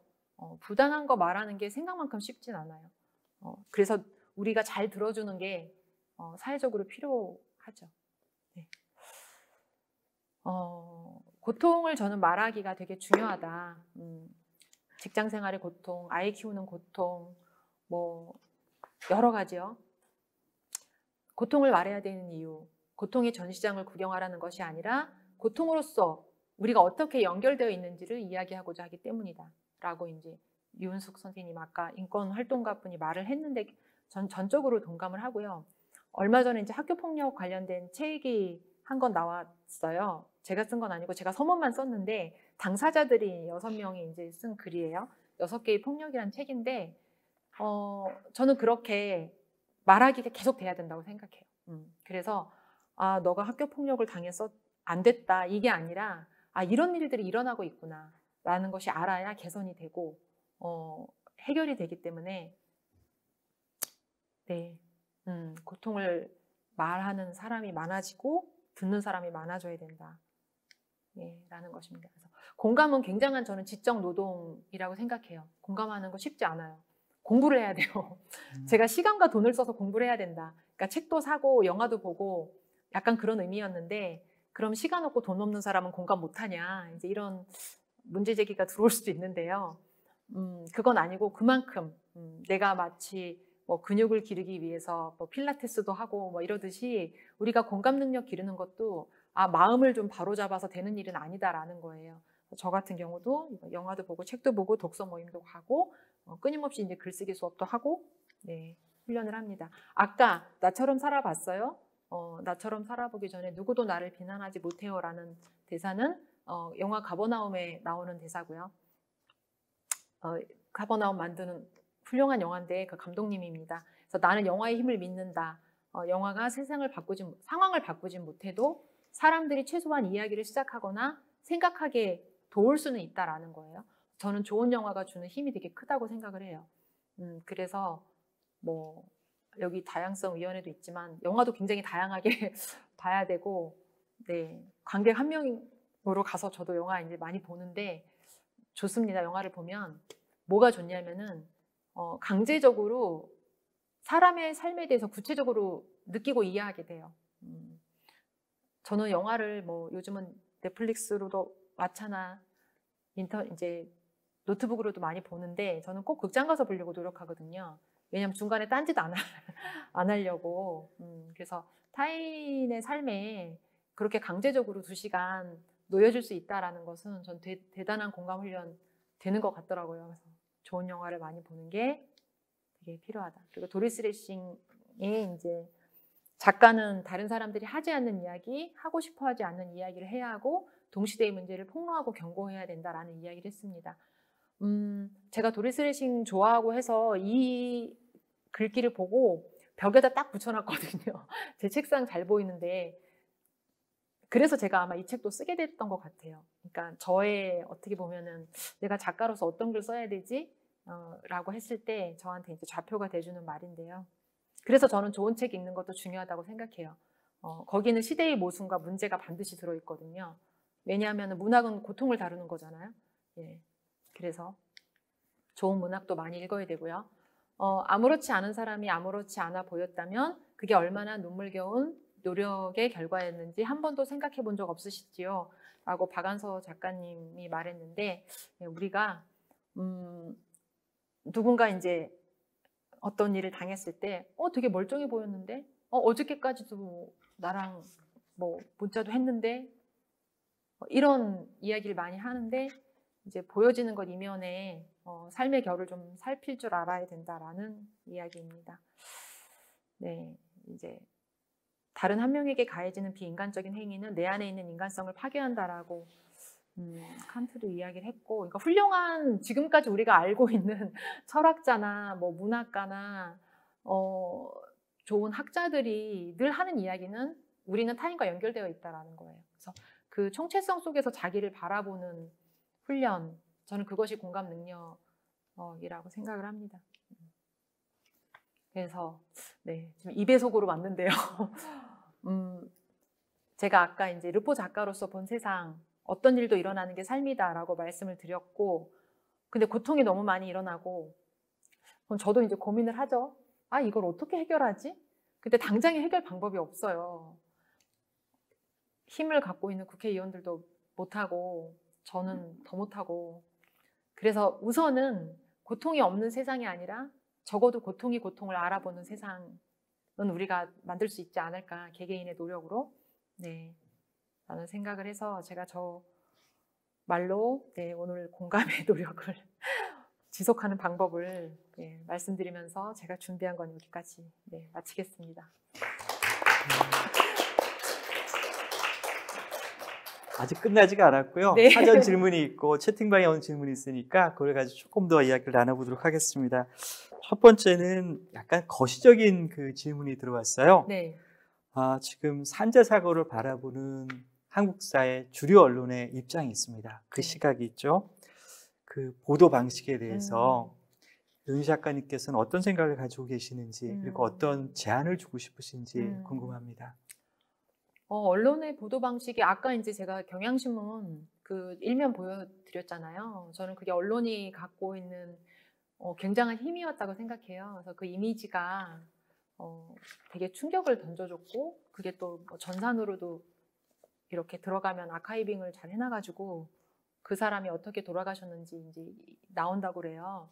그리고 한겨레 신문에서도 계속 기획 기사 같은 거 이제 만들어내고 있고, 뭐 언론에서 노력을 많이 하고 있어요. 그래서 그런 언론도 있는데, 또 얼마 전에는 뭐 어떤 사망 사고 때문에 공장이 뭐 멈췄다, 뭐 얼마 손실, 뭐 이런 식의 보도를 하는 언론도 있어요. 그랬을 때 우리가 누구의 관점에서 이 사고를 바라보느냐, 그 기사가 누구의 이익을 대변하느냐가 결국은 이제 그 매체의 세계관이겠죠.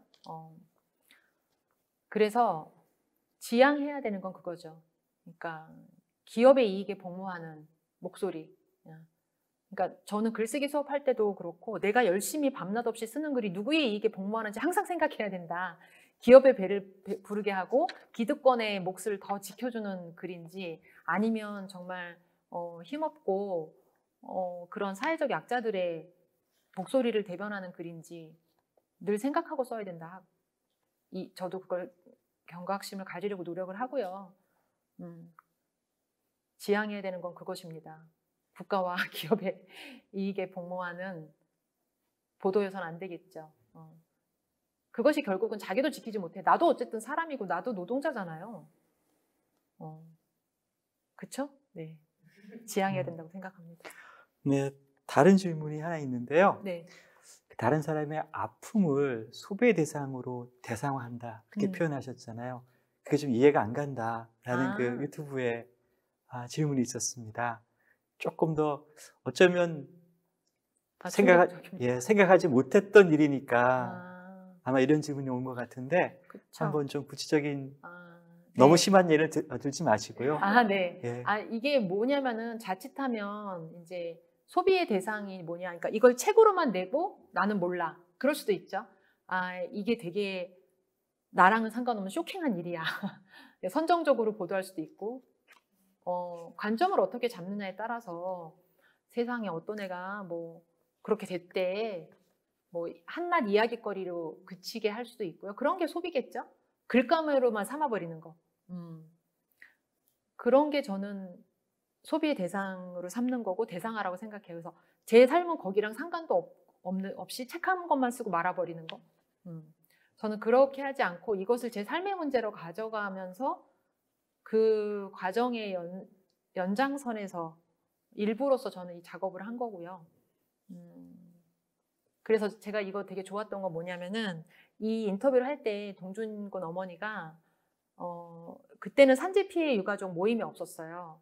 근데 나 혼자 이런 일을 당한 게 너무 안타깝고 답답하다. 그래서 산재 피해 유가족 모임이 좀 만들어졌으면 좋겠다. 왜냐하면 그 민가협도 있었고 민주화 시대에 이제 투쟁하다 자식을 잃은 그 가족들 모임이 있었잖아요. 되게 서로 의지하고 위로하면서 잘 지내셨거든요. 싸우기도 하고. 근데 산재 피해자 가족들은 모이지를 못했었어요. 그랬는데 뭐 김용균 노동자도 그렇게 돌아가시고 하면서 김미숙 어머님이 또 목소리도 내시고 그러면서 이렇게 모임이 만들어졌어요. 그래서 지금은 그 중대재해기업처벌법 만드는데 굉장히 중요한 역할을 하셨고요. 그래서 그게 이제 보람이죠. 그래서 농성하실 때 이제 거기도 가보고, 네, 제 삶이랑 계속 고리를 가져가는 것이 글 쓰는 사람으로서의 대상화의 오류에 빠지지 않을 수 있는 일이라고 생각합니다. 저는 요즘 이제 영상을 만드는 분들이 다른 사람의 아픔을 대상화하는 게 많이 좀 눈에 거슬리는 부분이 보여요. 글 쓰는 보다는. 그래서 더 많은 조회수 확인 올리기 위해 가지고서 다른 사람의 아픔이 그 소비의 대상이 되는 게 참 요즘 보기가 힘든 그런 모습이네요. 네. 또 하나 질문이 있습니다. 사전 질문인데요. 네. 그래요. 은희 작가님을 통해서 이제 우리가 한국 사회에서 드러나지 않던 아픔, 문제에 대해서 알게 됐습니다. 그럼 이제 이 문제를 알고 있는 사람으로서 일상적으로 우리가 어떻게 살아가야 될까? 그거에 대해서 약간 그 팁을 주신다면. 글쎄요. 제가 이걸 알았는데 뭘 하면 좋을까요? 막 이렇게 하시면 일단 제 책을 한 권 더 사서 친구한테 영업을 좀 하고 아니 뭐냐면요. 정말 이런 류의 책들이 많이 나오거든요. 그랬을 때 뭐 장애인 문제를 다룬 책도 있고 뭐 그런 것들을 내가 사서 읽는 것도 저는 실천이라고 생각하고 이런 단체의 후원자가 되는 거. 저는 시민단체 후원하는 사람 많아져야 된다. 내 수입의 10%는 후원해야 된다. 이런 주의거든요. 왜냐하면 내가 일상적으로 싸울 수가 없잖아요. 근데 이런 사회 문제에 기업과 어떤 정부, 국가의 독주를 횡포를 견제하는 역할을 시민단체가 해주는 거거든요. 그렇기 때문에 그 사람들이 정부에 예속되지 않고 목소리를 내려면 독립적인 재원이 있어야 되고요. 그거를 시민들이 저는 마련해 줘야 된다 라고 생각해요. 그래서 저희 아이도 이제 뭐 아르바이트해서 돈을 벌었을 때 제가 가입을 해라. 제가 아이한테 책 보란 얘기는 안 해요. 근데 그거는 했으면 좋겠다라고 제가 처음으로 이제 부탁과 권유를 했는데요. 그래서 우리가 성인이 되고 돈을 벌면 시민단체 1인 1단체 후원 했으면 좋겠어요. 그리고 해야 내가 또 관심을 갖고 거기서 오는 뉴스레터도 받아보고 왜냐하면 내가 뭐 아르바이트도 해야 되고 공부도 해야 되고 바쁜데 대신 사회적 문제에 관심을 갖고 싸워주는 분들한테 어떤 토대를 마련해주는 일이니까 뭐 김용균 재단도 있고요.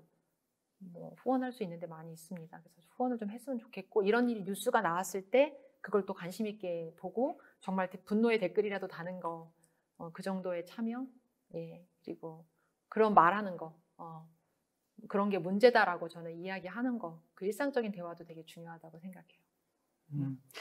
다학생위원회가 정확히 정말 좋은 분을 모셨다는 생각이 드는 게요. 저희들이 검토하면서 약간 그럴 가능성이 보였어요. 그럴 가능성이 뭐냐면 단순히 글로서 끝나는 것이 아니라 목소리로 끝나는 것이 아니라 개인적 차원에서 어떤 활동까지 하시는 분일 것 같다는 느낌이 있었었거든요. 그러니까 지금 두 가지 말씀해 주셨는데 혹시 유튜브에 놓치신 분이 있으면 확인하기 위해서 제가 말씀드릴게요. 첫 번째, 그 피해자, 산재 피해 가족이 만들어지는 데 관여하셨고요. 두 번째, 돈 내야 돼요. 그게 결국 가서는 자기가 행동으로 자기 주변에서 뭐가 나가지 않으면 그 공감의 확산이라고 하는 부분이 어느 선에서 멈추고 말거든요. 그거를 이제 직접 하시는 분을 모실 수 있어가지고 참 네. 기쁩니다. 아니 저는 제 정체성을 활동가라고 생각해요. 글 쓰는 활동가. 예, 그래서 작가 이러면 이제 여러 가지 역할이 있을 텐데, 아니 방법이 작업 방식이 있을 텐데 그냥 글 쓰는 거 좋아하는 분도 있지만 저는 현장에 가서 취재해서 글 쓰는 걸 좋아하기 때문에 예, 활동가 정체성을 갖고 있고 이게 또 어떤 분이 비슷한 질문 해주신 것 같아요. 예, 제가 좀 읽겠습니다. 사람들이 바쁘게 살아가다 보면 특별한 의지 없이는 본인과 비슷한 생각을 하는 사람들, 즐겨 읽고 듣는 매체를 통해서만 좁게 타인의 삶을 배우게 되는 것 같습니다. 그러니까 좁은 공감은 때로 공감하지 않는 것보다 위험할 수 있다는 생각을 하게 됩니다. 어떻게 하면 폭넓은 공감 연습을 돕는 환경을 만들 수 있을지. 네, 진짜 좋은 질문이세요. 제가 이것 때문에 쓴 책이 다가오는 말들이거든요. 아니 왜냐면 제가 서문에 그렇게 썼는데 친구들을 봐도 그렇고 주변 사람들을 봐도 그렇고 보통은 이제 직장에 가거나 이러면 뭐 다른 사람을 만날 기회가 되게 차단되는 거예요. 공동체도 많이 없어졌고 그래서 늘 만나던 사람 만나고 그냥 뭐 SNS도 자기 친밀성 집단으로 구성할 수 있고 이러니까 편견이 굳어져 가는데 저는 글쓰기 수업하면 정말 다양한 분들 오시고 강연 가면은 막 어르신들 막 오셔가지고 저 막 야단도 치세요. 왜 야단 치냐면은 애 키우는 게 그럼 힘들지. 보람으로 느껴야지. 막 그런 말씀을 하시는 분들도 계세요. 그러니까 그렇게 또 저한테 청소년을 너무 대상화하는 거 아니냐 이런 비판을 하는 분도 있고요. 그렇게 제가 위험에 약간 노출된 근무 환경인데요. 그러다 보니까 제 틀을 자꾸 깨게 되는 네, 계기가 있고 그러면 또 고민해보고 생각해보고 그러면서 좀 알게 된 것들이 많이 있어요. 그래서 제가 그걸 이제 기록한 책도 썼는데 중요한 거는 이질적인 집단이랑 자꾸 어울려야 돼요.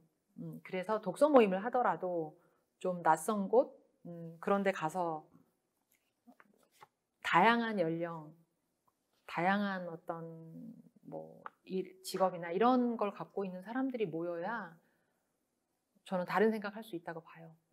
그래서 진짜 존재가 의식을 규정하는 건데 서 있는 자리가 달라져야 되는 거예요. 그래서 그런 데가 어디가 있을까? 뭐 찾아봐야죠. 그 찾는 것부터가 공감의 첫걸음이라고 생각을 합니다. 그래서 좀 다른 사람이랑 내가 만나봐야 되겠다 작정을 하고 예, 찾아가시고 그러는 게 독서 모임 같은데 뭐 동네 작은 책방 독서 모임 이런 데도 나가시고요. 예, 그렇게 하나씩 해보면 또 그 안에서 또 길이 만들어져요. 정당 모임도 나가시고. 네. 예, 작가로서 은희 작가님에 대한 이 질문이 두 가지만 드리도록 할게요.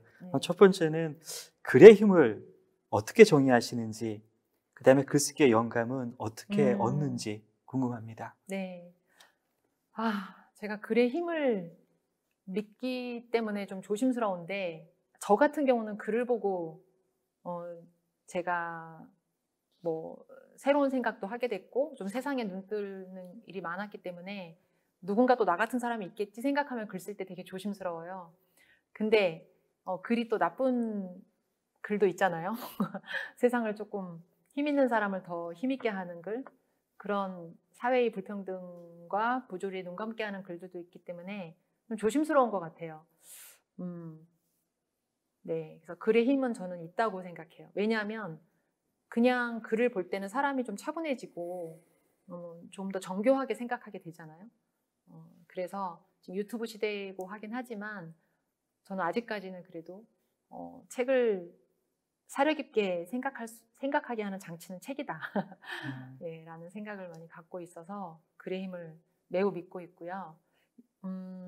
영감을 얻기 위한 노력, 아까 이제 말씀드린 것처럼 좀 다른 분야의 책들을 많이 보려고 해요. 제가 좋아하는 책도 한 트랙 읽고요. 투 트랙으로 이제 책 보는데 좀 안 볼 것 같은 책도 보고 그렇게 해요. 그래서 제가 익숙한 것에 이렇게 익숙해지면 독단이 될 수도 있잖아요. 그래서 제 생각의 틀을 좀 깨는 것도 필요하기 때문에 다른 책도 보고 유튜브도 보긴 봐요. 그냥 영상도 보고 네. 요즘 특별히 관심 가지고 있는 쟁점이 있는지요? 그 후속 작품은 뭐를 지금 하고 있는지요? 지금 네. 한번 본인을 미리 알릴 수 있는 기회입니다. 또 영업을 해야 되겠네요. 네. 네, 6월 벌써 6월이네요. 6월 하순경에 이제 책이 나오는데 이것도 르포 작업인데요. 미등록 이주 아동에 관한 글이에요. 미등록 이주 아동이 존재한다라는 것을 저도 잘 몰랐어요. 그러니까 미등록 이주 노동자 문제는 제가 노동 문제에 관심이 많아서 많이 이제 관심을 갖죠. 얼마 전에 이제 캄보디아 여성 노동자 속행 씨가 비닐하우스에서 얼어서 죽는 되게 비참한 일이 있었는데 그런 어른들 일 말고 그런 어른들과 같이 어렸을 때 따라서 한국을 왔거나 혹은 한국에서 그 이주 노동자가 결혼을 해서 자식을 낳으면 그 자식도 체류 자격이 승계가 되거든요. 그래서 미등록 이주 아동이 되는 거예요. 이 아이들이 굉장히 불우한 환경에서 자라나게 돼요. 왜냐하면 자격이 없기 때문에, 체류 자격이 없기 때문에. 그래서 유엔 아동 권리 협약 때문에 고등학교까지는 교육을 받을 수 있는데 18세가 지나면 추방돼요. 추방이 되게끔 법이 되어 있어요. 그래서 이 아이들이 미래를 설계할 수 없죠. 그리고 신분증이 없기 때문에 뭐 통장도 못 만들고 자기 이름으로 핸드폰도 못 만들고 늘 불안한 삶을 살아요. 그래서 국가인권위원회에서 이걸 좀 알려야 된다. 우리나라에 한 2만 명 정도 있거든요. 그래서 이걸 좀 알려야 된다라고 기획을 해가지고 저한테 제안이 왔는데 네, 그래서 작업을 하게 됐어요. 그래서 저도 아까 이제 영감을 얻기 위해서 어떻게 노력하냐 했는데 이건 제가 한 번도 생각해 본 적 없는 우리 사회적 약자거든요. 그래서 내가 너무 모르는 부분이라 해보고 싶다. 그래서 작업을 하게 됐고 예, 결정을 했지만 역시 작업하는 건 쉽지 않아서 그 결정을 한 나를 미워하면서 마치긴 마쳤습니다. 네. 예, 기대합니다. 네. 예. 예, 장시간 저희가 예상했던 시간보다 조금 길어졌습니다. 그 나누는 이야기의 그 기쁨, 그다음에 아픔의 정도가 컸기 때문에 충분히 그럴 만한 시간이었다고 생각이 듭니다. 이 모임이 서울대학교 안에서의 다양성 그리고 한국 사안의 다양성을 이해하는데 조금이나 기여했으면 좋겠습니다. 이곳으로 저자와 함께하는 중앙도서관 북콘서트 마치도록 하겠습니다. 수고하셨습니다. 네, 감사합니다. 감사합니다.